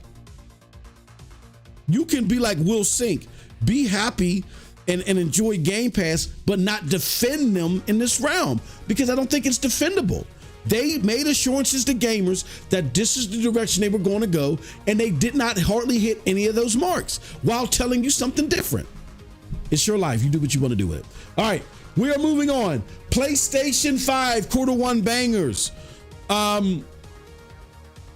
So Sony is leaning on third-party publishers and developers to do for most of their exclusive games this quarter, and like I said personally, I don't look at first party, second party, all like that. I all I care about is the game good, and where do I got to go to play it? Oh, I got to go here. Okay. This month this quarter we will see Square Enix's Final Fantasy Rebirth as another game being added this quarter as a PlayStation 5 exclusive, while Sony has snapped up console exclusivity for Silent Hill 2 remake for later in the year. But some of the major titles in 2024 are Final Fantasy VII Rebirth, Helldivers 2, Rise of Ronin, Last of Us 2 remake, And I can't. Oh, Grand Blue Fantasy, just to name a few. And to highlight the games that are coming to the platform just so far in really 2024. This is the PlayStation blog where, I think we've seen this, where they're showing you the array of games that are coming, first party, second party, third party, or multi-plat alike. Very interesting stuff. So here's my questions for Cold Blood. What is your opinion on this lineup of games this quarter? Are you happy with what you see? Can you scroll down? Yeah, why is it? I think the stream is a little bit behind. For some reason, it's stuck. Yeah. I mean, is Silent Hill 2 coming out this quarter? Because I don't think so. Which game? Silent Hill 2. Oh, no. It's coming out later this year. Well, it's I don't want to say it's coming out. It's slotted for later this year. Okay. Well, let's count them up, shall we? Yep. Foam Stars. Yeah. Free in PS Plus. Yeah. No financial burden on me. Yeah. I played it. I enjoyed it, but this game, we need people for that. Yeah. You can play that alone. It's just boring as hell alone. Helldivers, very great game. Unfortunately, a lot of problems right now. A lot of problems that make the game sometimes just frustrating to even start.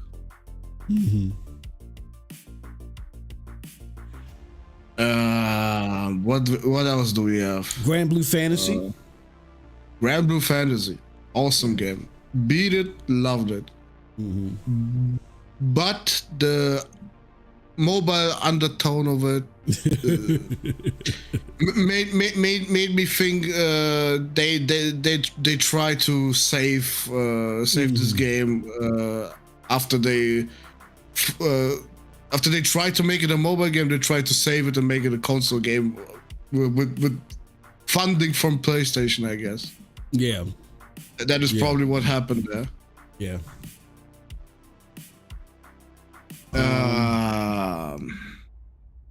Trying to think what Last of Us 2 remake. Have you? I don't know if you played that at all or. No, hell no. Hey, y'all ain't getting my fucking money for that. Nah. We keep it real here. We're not zealous. I keep it very real. Yeah. I'm not fucking Jay Gaming that is gonna defend all the bullshit. We keep it real here. Yeah, you ain't getting my money twice. Yeah. Nah. Yeah.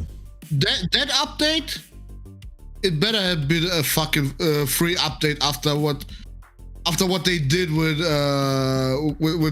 what's it called, factions. Yeah. Just straight up cancel that shit and did not even give us a normal multiplayer for part 2. Yep. They should have had at least the decency to bring it for free with this roguelike mode.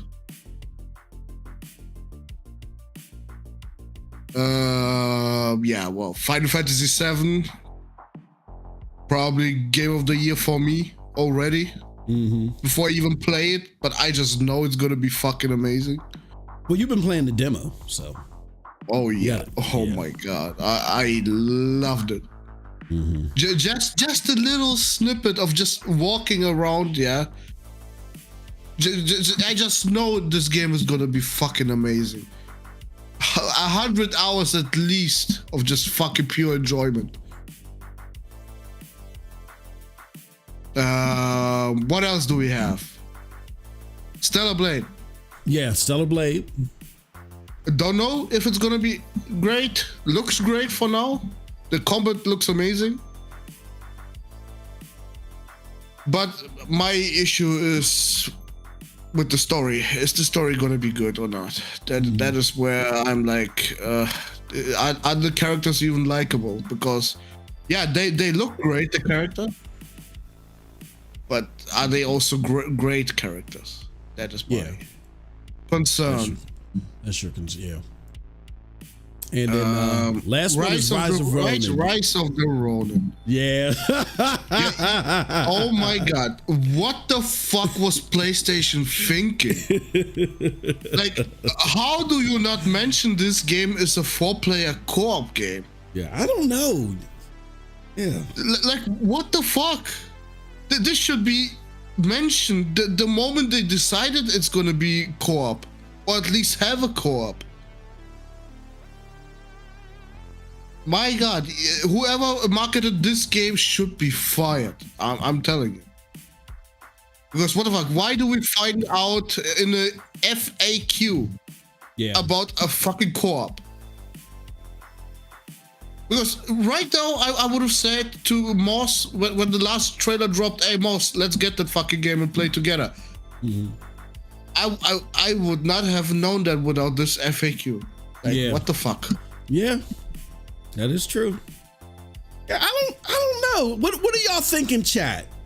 Why do y'all think, and I would like to hear y'all responses on that, honestly.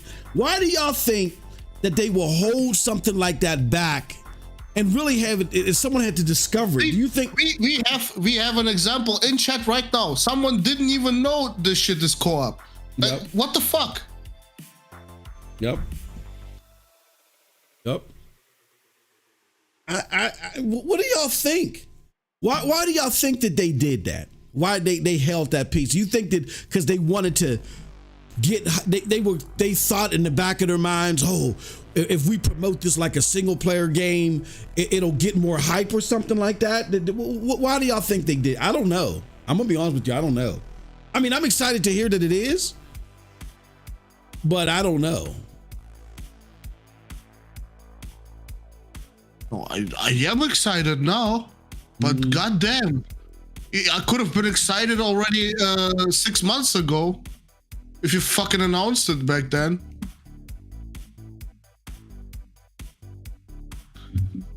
My issue with Rise of Ronin right now is that graphically it doesn't look that great. Yeah, but yeah, I guess it's what's the development team? Team Ninja.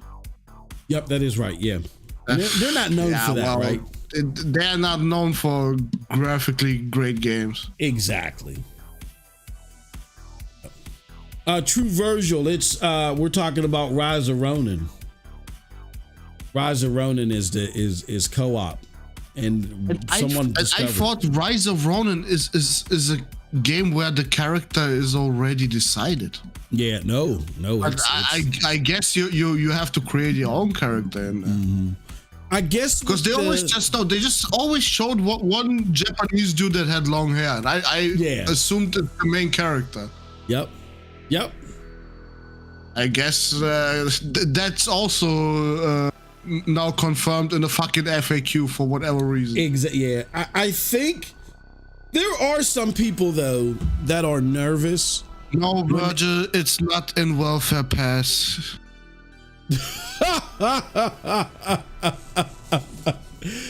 It's not in cheese and butter pass, Virgil. Sorry. I think there are some people though, Cold Blood, that see attributes like pick your own character. I don't know, pick your own character, co-op,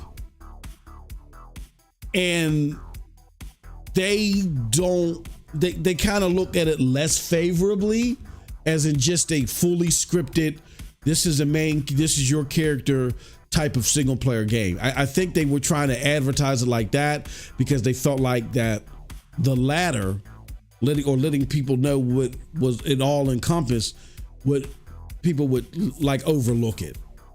That's what I'm guessing. He said then it's trash. Oh man, Virgil. Woo. Virgil. I think Virgil tap dances for street money for a living, man. Bro's pockets is light. his pockets is skimpy. Oh man, I'm sorry, Virgil. Well, for Game Pass is for you, but no, let me stop doing that. There's people that like Game Pass and whatever. That's fine. Yeah. I got Welfare Pass too. Yeah, I do too. For PC. I think that's some bullshit that they're starting to launch games directly. And Cold Blood said that he had, he had warned us before, but they're launching games directly in the Game Pass Ultimate. I'm not the biggest fan of that, but I got Ultimate for at least another year and a half. Oh, for real? Yeah. And I did not pay even close to what Ultimate should have cost me. Oh, for real?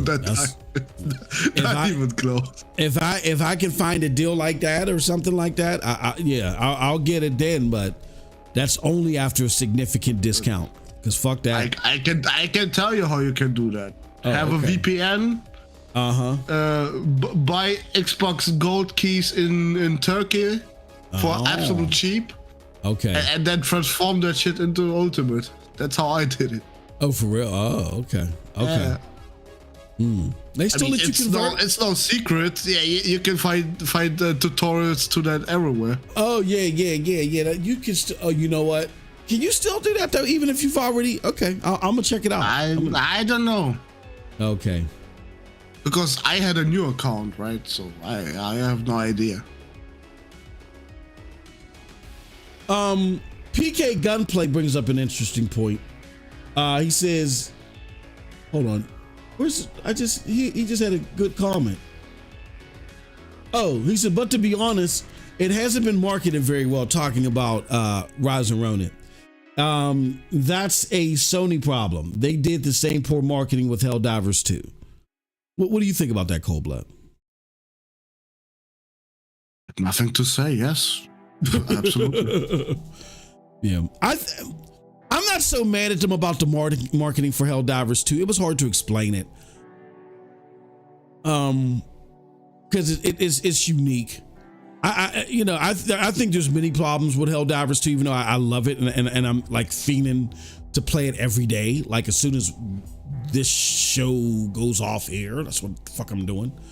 But I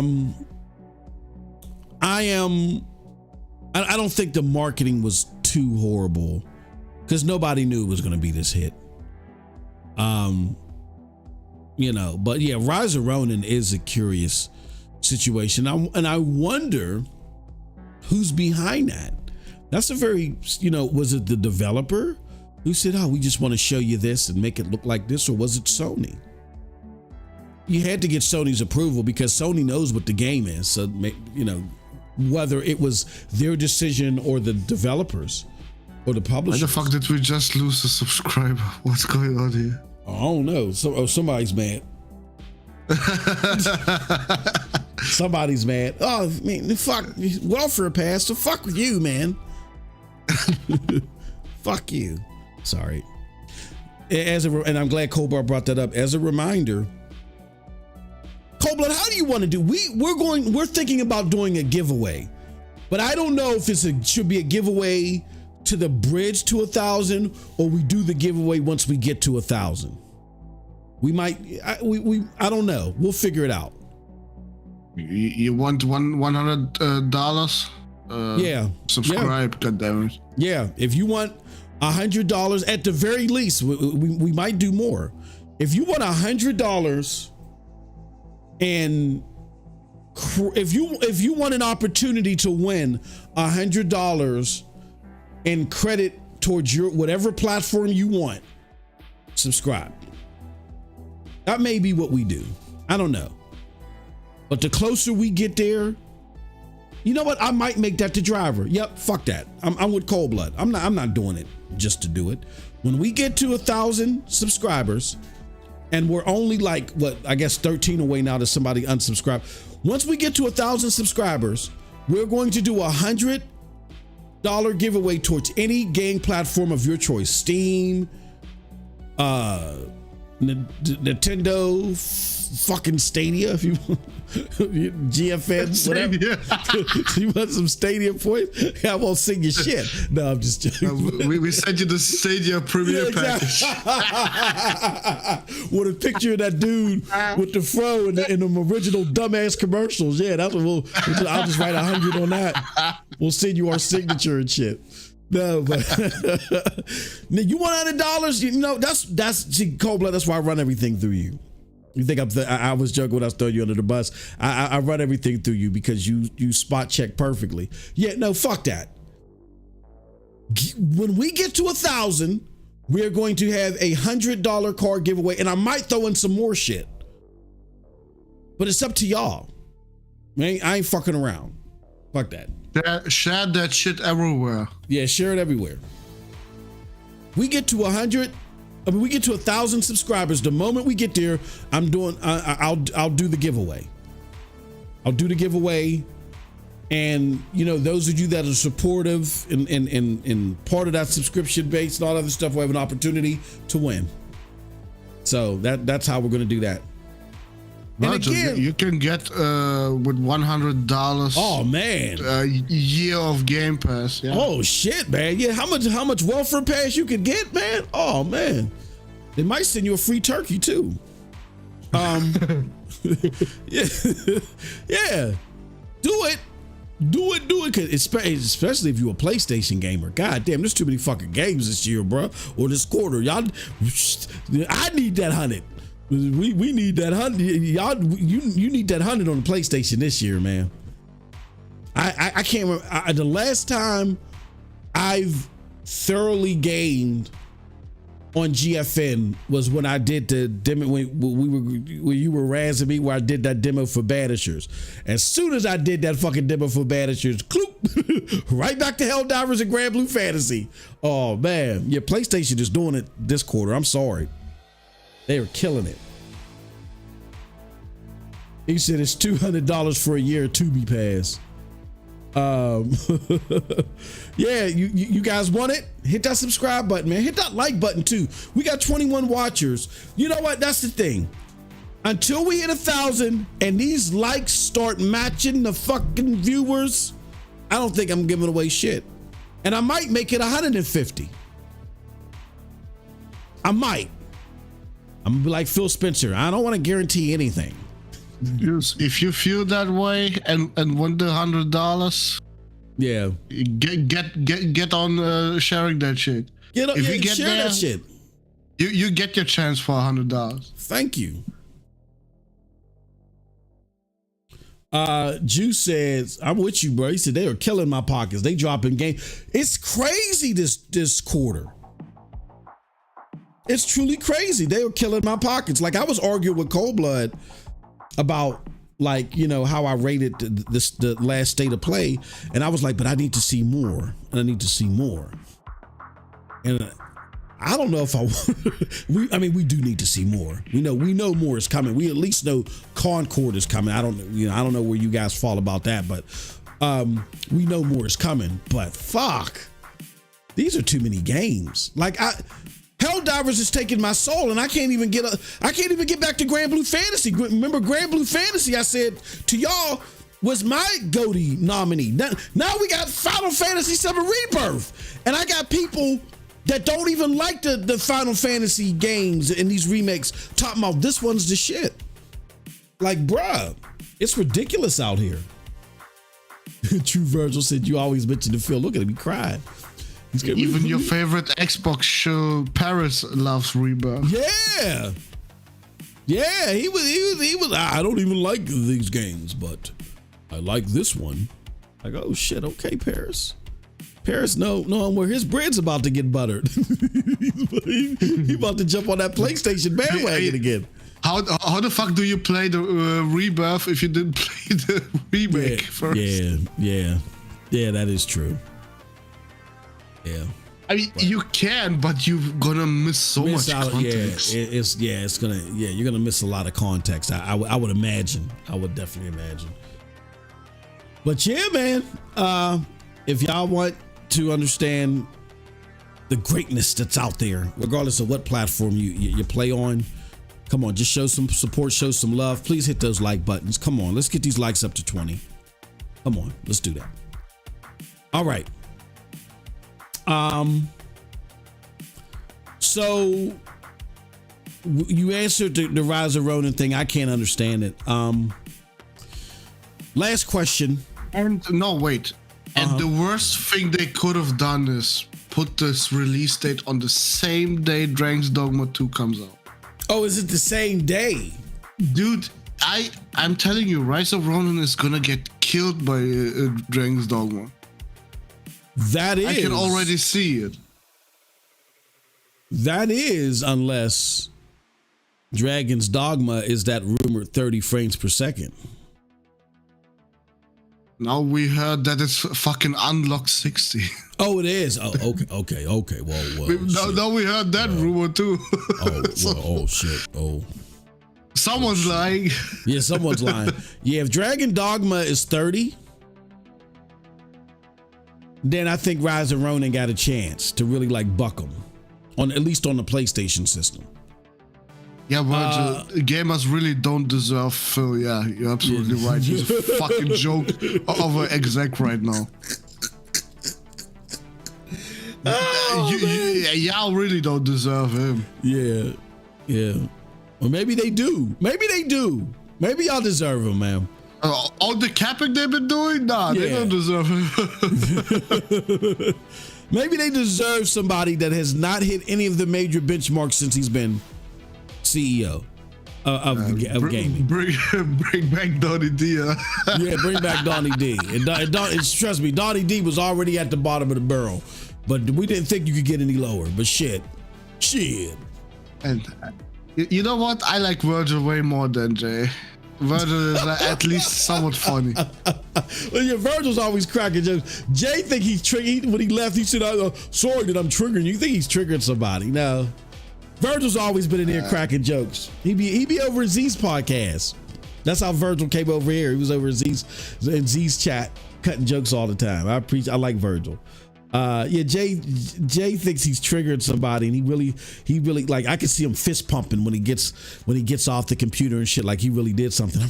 He's sitting there shirtless like Alex right now and rubs his nipple. That's what he's doing. Yeah,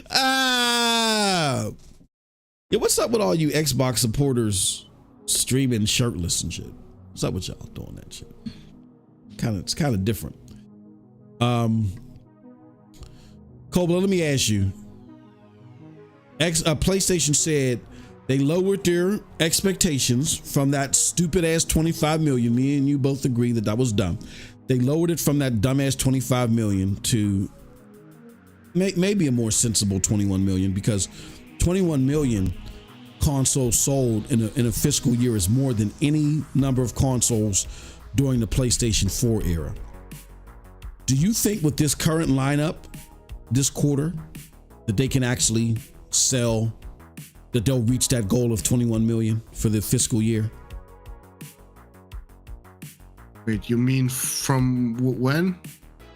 I think their fiscal year ends February, March, April. I think, yeah. So they still got 3 more months. I think the last quarter is February, March, and April. Wait, they got 3 months to get 21 million? To get to 21 million. I think they last reported that they were at like 16.9 million. So that's 5 million more consoles that they would need to sell. Wait, what? When did they sell 16.9 million? As of this last quarter that they reported, I could be wrong. I think as of December, they sold 16.9 million. So they could be higher than that now. How much higher, I don't know. Matter of fact, let me look at how many PlayStation 5 sold fiscal year 2023. Yeah, their fiscal year ends in February, March, April.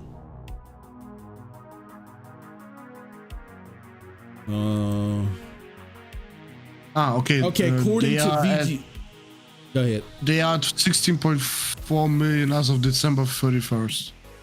16.4 million. Okay, so that means by And this fiscal year and ends on March 31st. Yeah. does it? I thought it was April. I could be wrong. If it ends March 31st, yes, I would say yes. Okay. They're getting to 21 million, but definitely not 25. Hell no. Yo, fuck no. That was I don't. I mean, I at first was like, yeah, man, but I'm thinking, bro, they must have, because I didn't see the numbers. I'm thinking these motherfuckers when they said that, like I don't know. I'm thinking they have numbers and they were on that trajectory, but I don't know where they came up with that 25 million. If GTA 6 came out next week, yes. Yeah. Oh yeah. Exactly. Absolutely. But no game is gonna do that. Yeah. Besides GTA. Yeah. Exactly. Yep. Oh man. So. What happened? I'm reading my. Oh shit. Now they in the US, if you guys didn't know, because there was a lot of people saying that PlayStation is behind, the PS5 is behind the PlayStation 4. At least in the US, it isn't. In the US is its biggest market. In the US, the PlayStation is tracking 7%. It's selling 7% higher than the PlayStation 4. So maybe that's what they were looking at and where they came up with 25 million. I don't know. Still, I think it was ridiculous, but they need 6 million to pass 22. That would be sick, bro. Not Your Mother says they would need 6 million to pass. If they pass 22 million, y'all understand that's higher than any PlayStation 4 generation, which is crazy. Crazy. I think they could make it if the fiscal. I'm not. They probably will. I don't think so. They could get to 25 million, but to do that, they would lose a lot of money. Yeah, they would have to put the PlayStation at about $250. Exactly. And yeah, they would. The margins are just not. They don't agree this time around like they did in the PlayStation 4 era, because you remember the PlayStation 4 Slim was $199 for a long ass time. They were slashing prices of the PlayStation left and right. That's why I said don't worry about that margin talk. Leave that shit for CNBC. I see a lot of zealots out there talking margin. That don't mean anything, man. Their margins are enough to where they can operate. There was supply restraints, and when I say with supply restraints, I don't just mean as far as volume. I'm talking about financially. These chips are still expensive to come across. Then, from what I understand, they're still paying. They're not done paying off the transaction with Bungie until the end of this fiscal quarter. So that's affecting margins.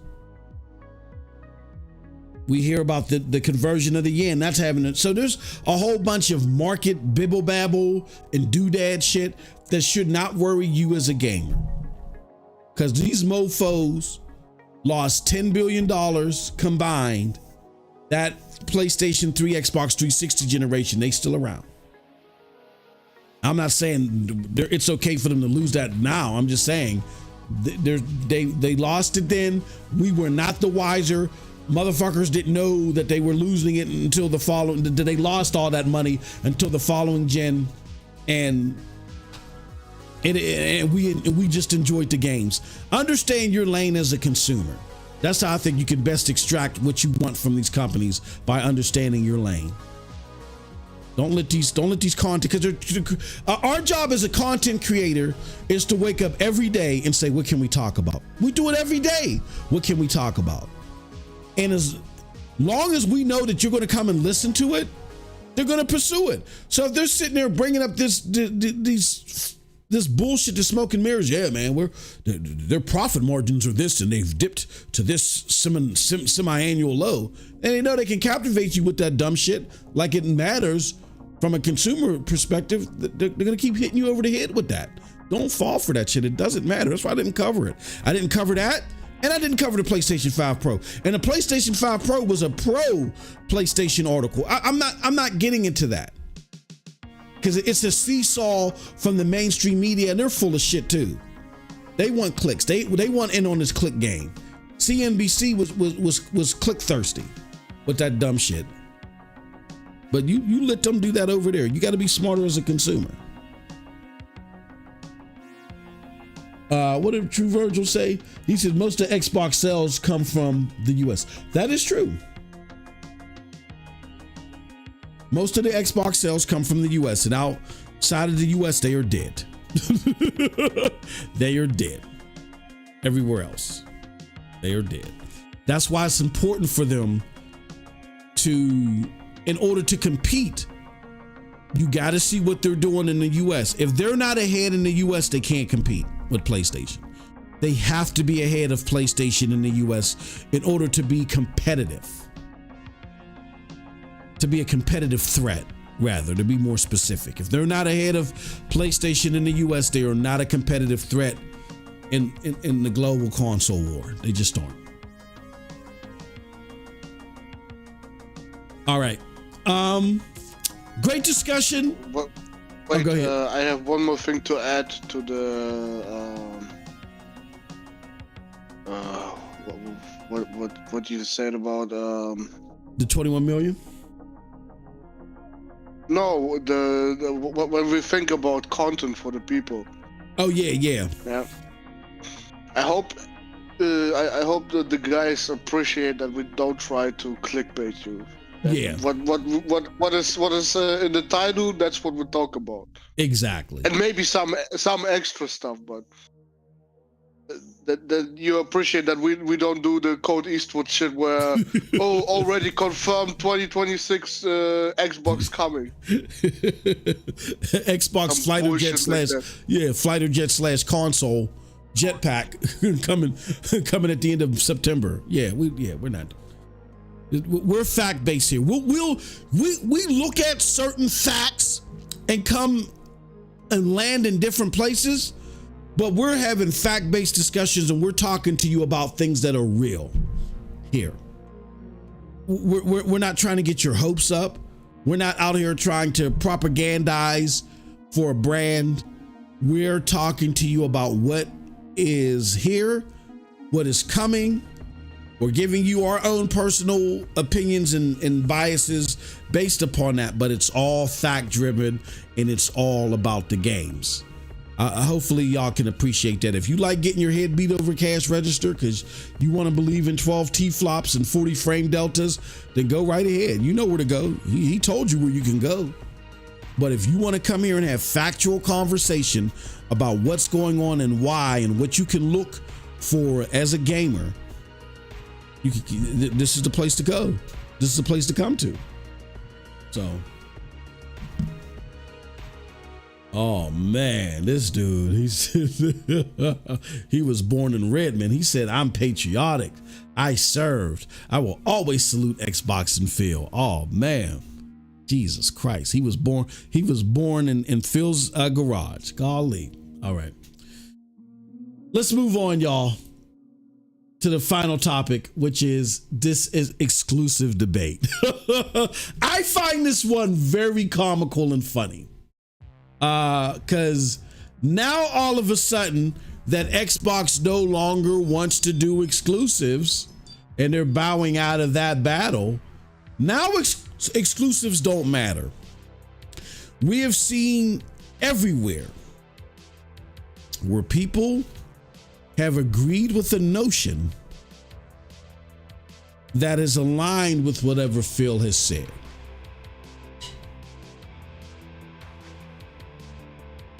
When Phil said that, hold on one second, let me see something.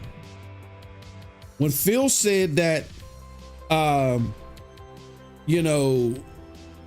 he started off saying that he wanted to see games everywhere and that exclusives aren't the best thing for gaming, like when he was kicking off the generation about, we want people to play games everywhere. We're about all these devices and all this other stuff. And I remember there being rumors, Cold Blood, of the Master Chief Collection probably going to PlayStation or whatever, right? When it was that big hoopla. I always thought that was true. Yeah, and I always thought there was truth behind that, just based on what he was doing. But go ahead. I'm sorry. No, I just doubted it. Yeah. I just based off of what he was doing, I thought any of it was possible. But when Phil was talking about games and exclusivity and all that shit back then, and he was flippant about it and loose about it, you had people that were flippant and loose about it then. But then it would have happened if Game Pass was allowed on PlayStation. Yeah. Yes, then you would actually get the whole slate immediately. Oh yeah. If PlayStation would allow it, it would happen. Trust me. It would happen yesterday. But when that was the rumor, and Phil kind of talked circles around that, like we don't have any plans. People were justifying exclusives aren't good. They were justifying it. But then, Cold Blood, when ABK became a thing and Bethesda had just happened, and Phil said that exclusives were the driver of the Bethesda purchase, and then we saw the emails between Phil and Jim, and it looked like that Xbox was looking to push ABK games to be exclusive to some extent. Then people changed their tune. You don't make an $8 billion purchase and not keep the games exclusive. Exclusivity, now I'm convinced exclusivity makes sense, right? But now that Phil has given up the fight, exclusives don't matter again. Now, this is my disclaimer. There are plenty of gamers, like for instance, the cloud gaming community. They've always not looked at exclusives as something that they thought was necessary for their enjoyment. So they've always been singing the same tune. This message is not for them. These are for those that were eyeing the console war, eyeing the competition between the two platforms, and then flip-flopping every which way. Now they're trying to say that exclusives don't matter. According to sources, in 2024, we're hearing that because of Xbox is changing its exclusive game strategy, and it's expanding access to titles, especially those that make more money with a larger online community of players, that now we're hearing that message. 4 Xbox games we know are being made available on rival consoles. That's Hi-Fi Rush, Pentiment, Sea of Thieves, and Grounded.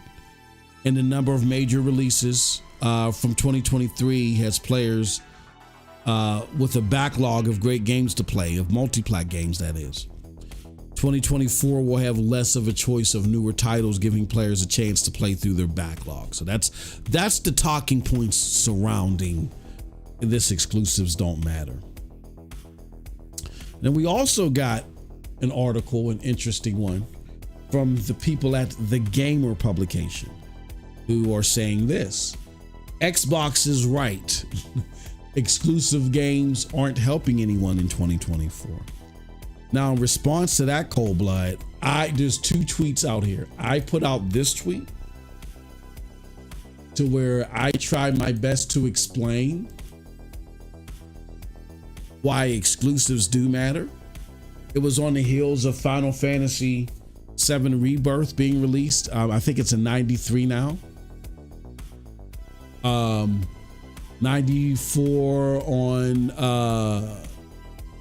the other review sites and stuff like that. And I say here, this is why exclusives are valued and they matter. Platform holder needs you to buy multi-plats on their box versus the competitions. That's numero uno. When people make the box, they don't make the box and say, what great games can we put on here first? The first thing they say is they look at all the games that are being bought, all the DLC and all the other shit that's coming with it. And they say, how can we get motherfuckers to buy that shit on our box? And the number one way to draw people into doing that is by using exclusives. This is how exclusives work, because everybody doesn't buy the exclusives, but this is how they work. Number one, they infuse a lot of money in top-notch games. So whether it's first party, second party, whatever, they put a lot of money in the game. They collaborate, whatever, and they get these top-notch games created. These top-notch games entice the hardcore gamer who's looked at as the cool kid when it comes to the casual, who in year 3 and 4 starts deciding which box they're going to buy. They look and see where all the buzz is at. All the buzz is coming from the cool kid, the hardcore gamer, who's the subject matter expert of the console because they've had it for 3 years. They're the ones doing all the word of mouth, and they're doing the word of mouth based upon all the great exclusives that they've played. So they're like, okay, well, this is the place where I'm going to go to play my Fortnite and my Call of Duty. And that's how the casual is influenced. So therefore, number one is accomplished. And I end with this. Without this dynamic, we're void of many fire games. And I want to. Oh, go ahead. Oh shit! What you see? Oh shit! What do you see? Look at the chat. Hold on. Let me go to here. Hold on. Let me see. Oh shit! He said, "Juice is stupid." Hey, Juice is on the roll. Hey, Juice, I like you, bro. I like Juice. Juice is on the roll. I like this motherfucker. He said this Game Pass is the ghetto. No, look what Virgil said. What did Virgil say? He said, "I'm patriotic. I serve. Will always." No. The one who Phil created. Oh, he said Phil created the Series S for us in the struggle. He donates to kids in Africa. He helps the ghetto. You know what, True Virgil? I know where you got that from. You got that from Post Up. Because Post Up actually on the podcast. From Pastor. Pastor Joe. Pastor said that? Because I think Post Up has said that too. Oh, Pastor said that shit. Oh, man. I remember Post Up saying that shit. And I was making fun of him. And I was like, he's giving... Phil Spencer's giving away turkeys on the border of Pakistan or something. I said, I can't remember. Yeah, oh man, yeah, he's created the Series S for us in the struggle. Oh man, that is crazy, y'all. Oh man, I love it. Hit that like button, y'all. Come on, y'all gotta hit that like button, please. Slow-mo backslide. What did Pastor Joe say originally? The Series S was made for black people or something. Oh no, I don't know. What did the pastor really say that shit? Yeah. Oh my God. That motherfucker. That dude right there. And look, his channel blew up. If there ain't a motherfucker that's like just making up nonsense. It's the accent. Trust me. It's Pastor.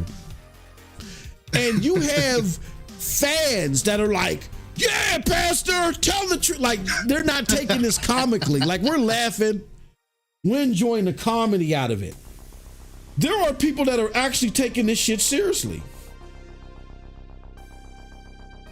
It's crazy.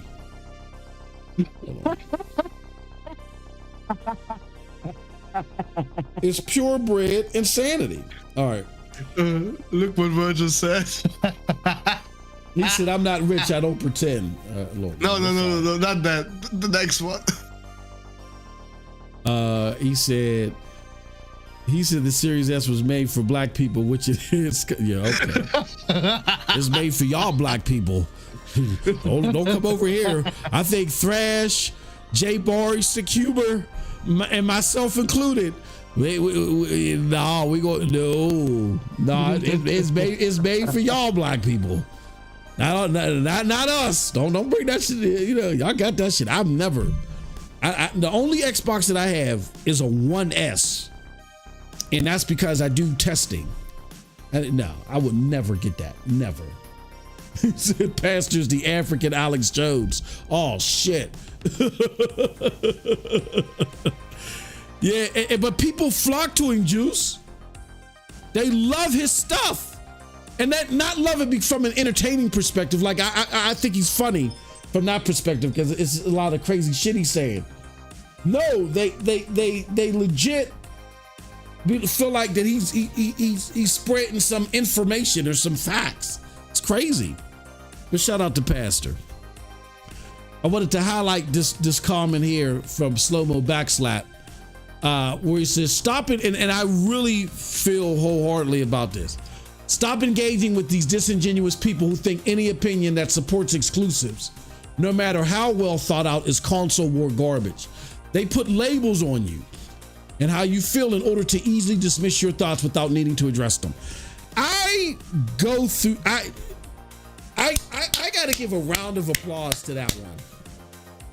So many times have I been told in so many gaming sectors, "Oh, you're only trying to placate to the PlayStation community," despite, like I said, us canceling our PlayStation show. And then despite me, again, time after time, letting you know, I'm a cloud, I mean, the record's reflected. I'm a cloud gamer for the most part. I primarily game on GFN. Yes, PlayStation has taken my soul so far in 2024, but that's where I game. The evidence speaks for itself. I've been told by all type, just because they like Xbox, but they can't explain away Xbox's pursuit for exclusive content and their backtrack. So when people can't argue your points, they try to demagogue and label you. I've dealt with that so many times, and I've heard it in various circles. So I can relate to this. I totally agree. Ignore them. They don't know what they're talking about. The people that particularly throw these labels at me, they have no lineage in gaming. They don't know what they're talking about. I appreciate their efforts in trying to learn, but they still got a lot to learn. There's people that came into gaming in 2020, albeit whether they bought an Xbox in 2020 and fell to Xbox's message or wherever they come from. Yeah, you're going to come across people that are going to try to put a label on you and demagogue you and try to make it seem like that, you know, like I'm nothing against Red Dragon or J-Dub. You know, J-Dub is my homie, but J-Dub is a troll. I'm out here trying to warn gamers that, hey, look, if you know what's coming down the pike, fine, this is great. If you enjoy it, fine. But if you're listening to these set of messages, I'm telling you, they're doing something totally different. Don't fall for that shit. Oh, you just want to appease PlayStation people. Look, when y'all come across that shit, you just gotta laugh, like how I have. You just gotta laugh and chuckle it off and chalk it up to their naivete. Because if you've been on this same message, there's no greater feeling than looking at what's actually happening now and then glancing back at them and saying, now what? You know what I'm saying? Now what? Who's the fanboy? Because you're making excuses for shit that is not excusable. Again, if we're talking about the messaging to certain console consumers who were expecting X, Y, and Z, but instead are getting ABC. So I totally agree with that. With that being said, here are my questions for Cold Blood. Why do you think we're hearing that exclusives don't matter all of a sudden? Where is this coming from, in your opinion, Cold Blood?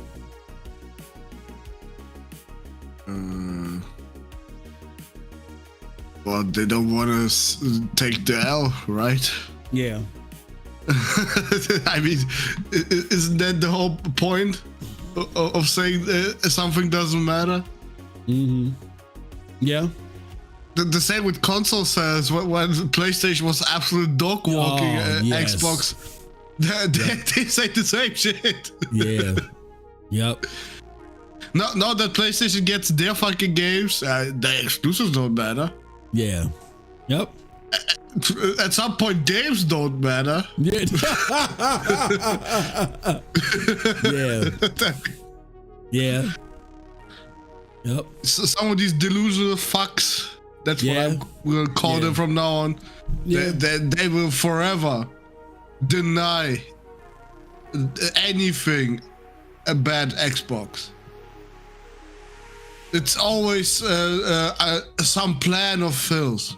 Some plan of Phil's. Yep. Phil is gonna turn it around somehow. This is all a plan to destroy PlayStation. How? I have no fucking idea, but hey, Phil doesn't know either. Put all the games in there. Yeah. Try to destroy PlayStation. Phil doesn't know either. Yeah. Do you think that Sony would ever take the same approach as Xbox regarding games everywhere? Because that's now we're hearing that too. Why or why not?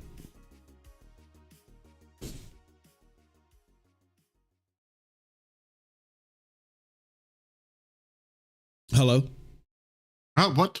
Oh, I thought we lost Cold Blood. That's it. My next question for you is, do you think Sony would ever take the same approach as Xbox regarding games everywhere? Because we're hearing that now. Now we're hearing exclusives don't matter, and don't worry, Sony's going to do the same thing.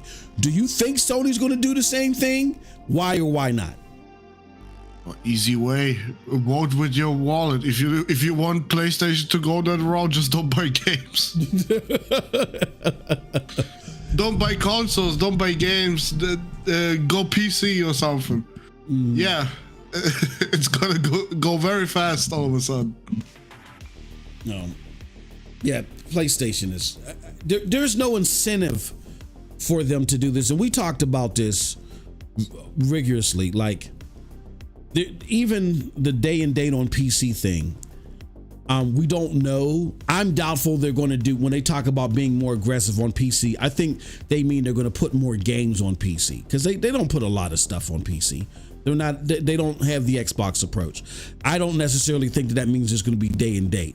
Like, we've already heard the announcement that PSVR 2, you know, that's coming to PC, and they need that to happen. So they're going to leverage PC where I think it makes sense. It just doesn't make sense for PlayStation to do this, because their business is successful in selling consoles. They make money off of consoles, where Xbox always loses money on the console. They're making money off the PlayStation 5s now. Xbox doesn't do that. Every time you ask Phil about console sales and doesn't make money, he's always cringe. You don't believe me? Go to the Fortune magazine interview and look when the guy asked Phil about, you know, are y'all making money off each console sold? This guy looked like he was swallowing razor blades when he answered that question. He just looked angry and dejected from that question, because you could tell he hates the dynamic of having to sell consoles. PlayStation is different. Also, something that was brought to my attention a couple of weeks ago, to where I think PlayStation would be less inclined to go day and date to PC, but we'll see. Because even I don't believe that a whole bunch of gamers would go to PC if PlayStation games go day and date. I don't think that's the reason that there's concern, because the average gamer is not going to go from console to PC. However, you think it's bad right now that a lot of them say go PC when you're an Xbox gamer? Wait till PlayStation does that, because the PlayStation tax is real, right? Oh my god, with those fucking journalists, they're gonna make sure everybody knows that all PlayStation games go day and date on PC. Well, and that you should not buy a PlayStation no more.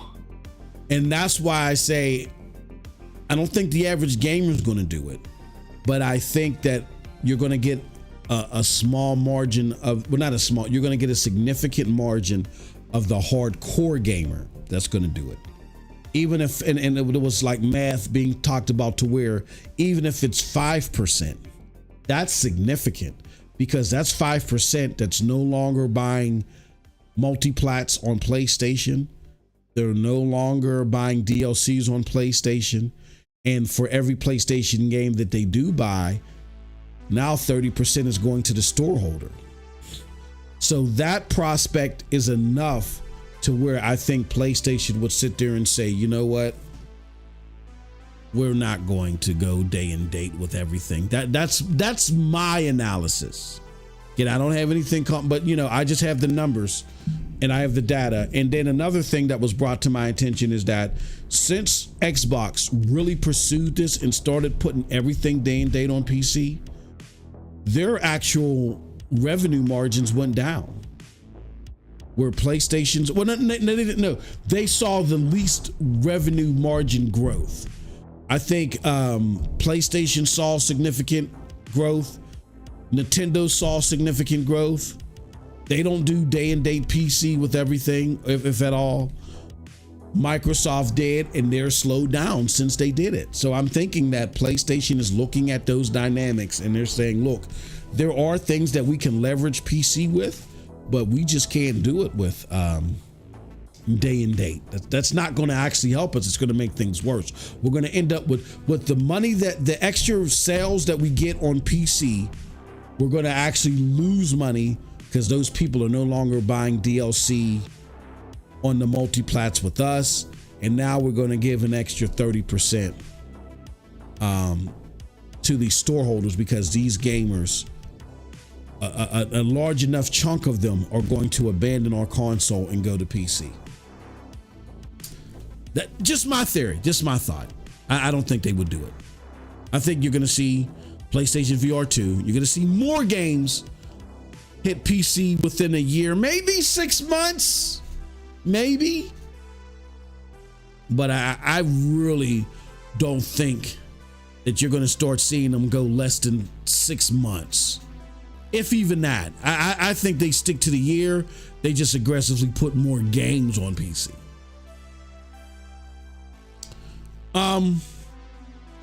Last question, Cold Blood. Last question for the night.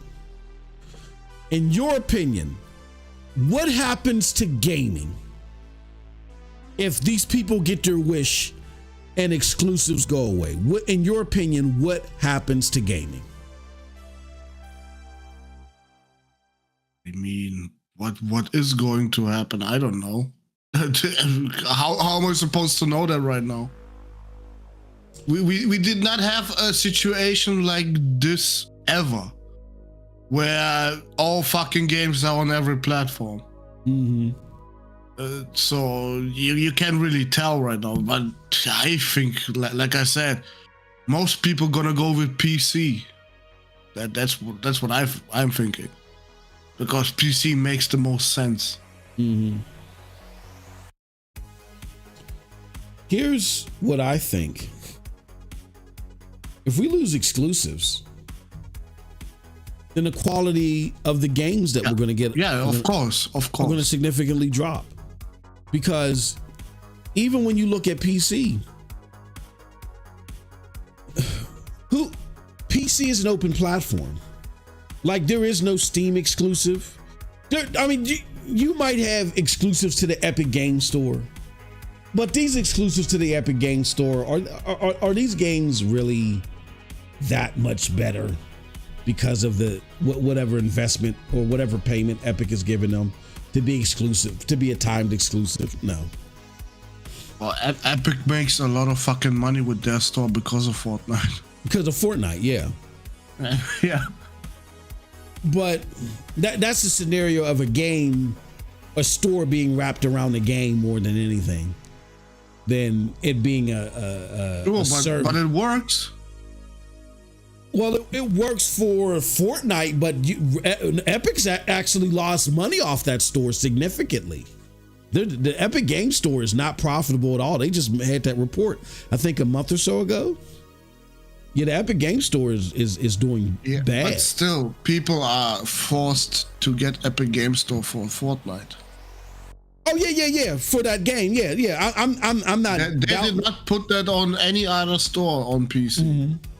No, I don't doubt that. I'm just saying it's like, it wasn't that, oh, we have the store and oh, by the way, there's this game Fortnite, let's get that exclusively to put on the store. No, it was Fortnite, and then they said this game is doing so much, it's so banger, let's create a store around this game and add to it, incrementally. That's kind of different, opposed to you having a platform or even a service to where you're like, look, I want something exclusive to the service, so I'm going to put a lot of money into it, and then that game becomes better. Like, that's not happening on PC because they're not really injecting the amount of cash and capital, and they don't have the eye of quality that a PlayStation or a legacy Xbox did in order to do that. Like or Nintendo has, in order to do that. Like the best games year after year, when you look at the games of the year categories, they are always filled. It may not be them solely. They may not be the ones that win every year, but they're filled with exclusives. They're filled with exclusives from particularly PlayStation and I was about to say Xbox, PlayStation and Nintendo. And sometimes PlayStation and Nintendo might have multiple games up there a year. And those games that they make, they drive the industry. They influence the industry. The industry look at those games and says, oh shit, well, we got to come up with our version of that. And they influence the industry. If you think right now PC is bad enough with EA Store, Ubisoft Store, GOG, Epic Games, Steam, and all the other bullshit, wait till everybody becomes fucking multiplayer. Yeah. You're gonna have so many launchers on your PC. Your fucking PC is gonna die. It's gonna be horrible. just from launching. All the spyware and all, it's gonna be horrible. Like, I don't think even as a cloud gamer, and I know this is gonna get my cloud gaming community upset, but you gotta recognize that things have to happen in its proper order. I am not in the camp of exclusives need to go away, because despite how I like to game, the methodology that I like to game, that doesn't supersede the quality of the game. And you have a dynamic right now where these people have to sell their units. These are the people that are injecting the most cash, having the most critical care, and have the best quality of eye for the top games year after year. They're filled with exclusives. And without that dynamic, leaving it up to the individual publisher, I don't think you're just going to get gimmick after gimmick. Like Yoshida said it himself. We are taking risks on creative activity because we got to sell that box. That's what that dynamic creates. A company like EA or even Ubisoft, they're just trying to find gimmicks. You don't get these quality attempts, and some may fall flat, some may do well. You don't get these quality attempts unless you have that dynamic of selling that box. So there has to be, whether it's a console exclusive or getting you, exclusively to invest in my ecosystem. Like everything, like fucking TV channels have exclusives, dude. Like what separates you from watching in the States ABC versus NBC? Like what if they don't have their own exclusive shows that air day and date on such and such platform? Because all TV channels are the freaking same. So what's separating you now? Especially in the digital age, everything pretty much has the same clarity. You don't have rabbit ears anymore. So what I mean, these PC bums think that Sony's gonna allow their games on Steam with a 70-30 cut. Hell no. Yeah, that's why I said nah. I just don't see it. It's too much of a logistical problem, as we saw with various launches, and they're not going to sacrifice teams to work on PC and risk the console launch for one, and for two, it's going to affect their margins too much. A 5%, just a 5% switch from their console base to PC would be extremely harmful. And I think we have precedent in numbers that are out there that show that once Xbox aggressively pursued this, that's when they started having the slowest revenue growth. Not that they lost. I think I said they lost money earlier. No, that's not what I meant. I meant to say that they had the slowest revenue growth when they started. Why? Because now that I don't need an Xbox, what I'm doing is the majority of the games that you buy on a console are not the exclusives. Most of the games that you buy on a console are multiplats. So when I don't buy my multiplats with Xbox, I don't get it. You're not getting a piece of that cut. And the Windows Store is the worst store out there. So I'm not buying this on the Windows Store. I'm going to Steam. So now not only do you give a 30% cut to Steam, but when Dragon Dogma come out or whatever, I'm not buying it with you. You're not getting a cut of that at all. You're not getting any of the DLC. You're not getting none of that. You're losing out on that. That's why their revenue growth is bad. That's what people were concerned about. Or I don't want to say it's bad. That's why their revenue growth has slowed significantly in comparison to their peers. That's what people like Crap Gamer and Z were worried about way back when. But see, if you're new and you're listening to all this hoopla about, well, this is the future and all this other stuff and not looking at the numbers, you don't realize that. So yeah, I am a cloud gamer, but I am not in the camp. Me personally, that's just me. I'm speaking for myself personally. I am not in the camp of exclusives need to go away, because we get the best games because of them. They have the most prominent influence on the quality that we get, and you're not going to get that from a publisher alone, especially not in today's age. Maybe last gen you would have. Well, no, I'm sorry. Definitely not last gen. Maybe 2 gens ago, you would have, before the cost of developing games went up. When people were more, when the big companies were a little bit more experimental, but they're not now. So without the oversight of these platform holders, all they're going to do is just try to find gimmicks.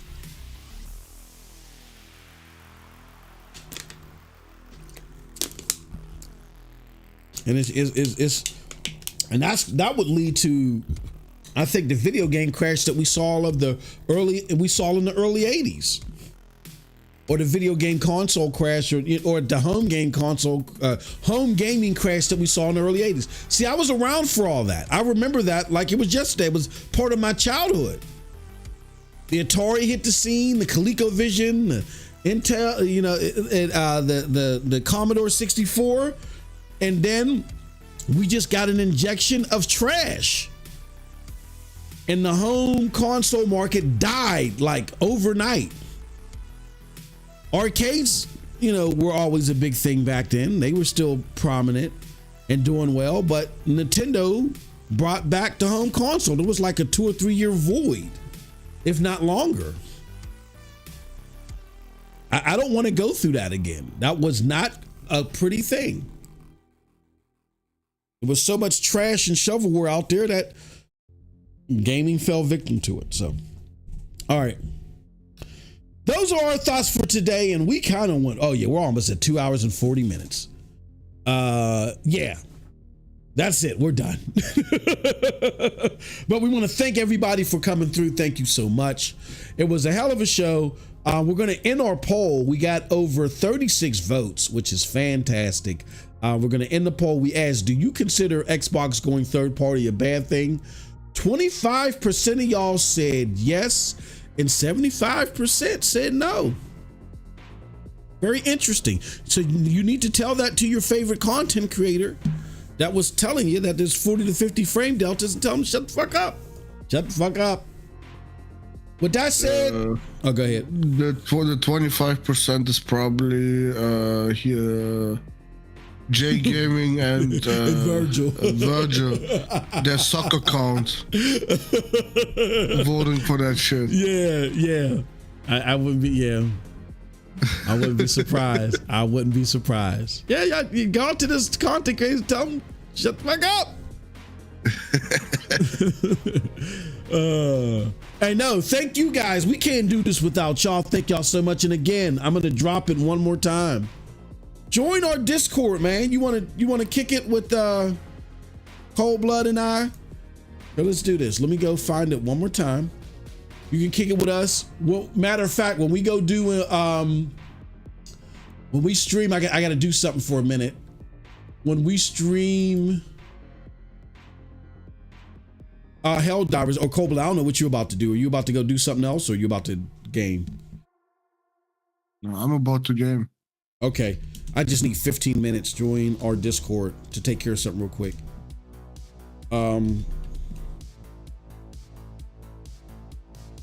Yeah, join our Discord, y'all. We're gonna be in the gaming chat. We already got the homie. Is Casey still there? No, he rolled. Okay, he left. But we're gonna be in the gaming chat. We're gonna be shooting the shit, playing games. I'm gonna be playing some Helldivers with Cold Blood if he'll let me. This motherfucker's level 97 and shit probably by now, but I'll be playing Helldivers, and come and kick it with us. You know what I'm saying? We'll talk some gaming. And if you can, we really appreciate it. We want to do giveaways. I got like over 40 Xbox codes. I got like codes from the homie Sean for PC games and GFN and that are on GFN as well. We're contemplating giving away $100, but we got to get something back. And what we're asking back is just your support. Hit the like button. Hit the subscribe button. You coming here, even if you Raz, let's give it a hard time. You're coming here. Why not hit the like button, hit the subscribe button, and join the Discord? That's all we ask for. It doesn't cost you a thing. All right? With that said, again, and let me put this in here too. I'm gonna be streaming here, https twitch.tv/HNDC Hub. This is where we're going to be playing Helldivers after this. Join us there, man. All right. With that said, I appreciate all of y'all. Thank y'all so much. Cold Blood, do you have any final words before we get out of here? I'm over there. Talk your shit. I want to hear from the bots. y'all been so vocal in the chat. Come actually talk to us. Exactly. All right, y'all. Well, appreciate it. Thank you so much for coming through. Till next time, have a wonderful gaming day. Peace.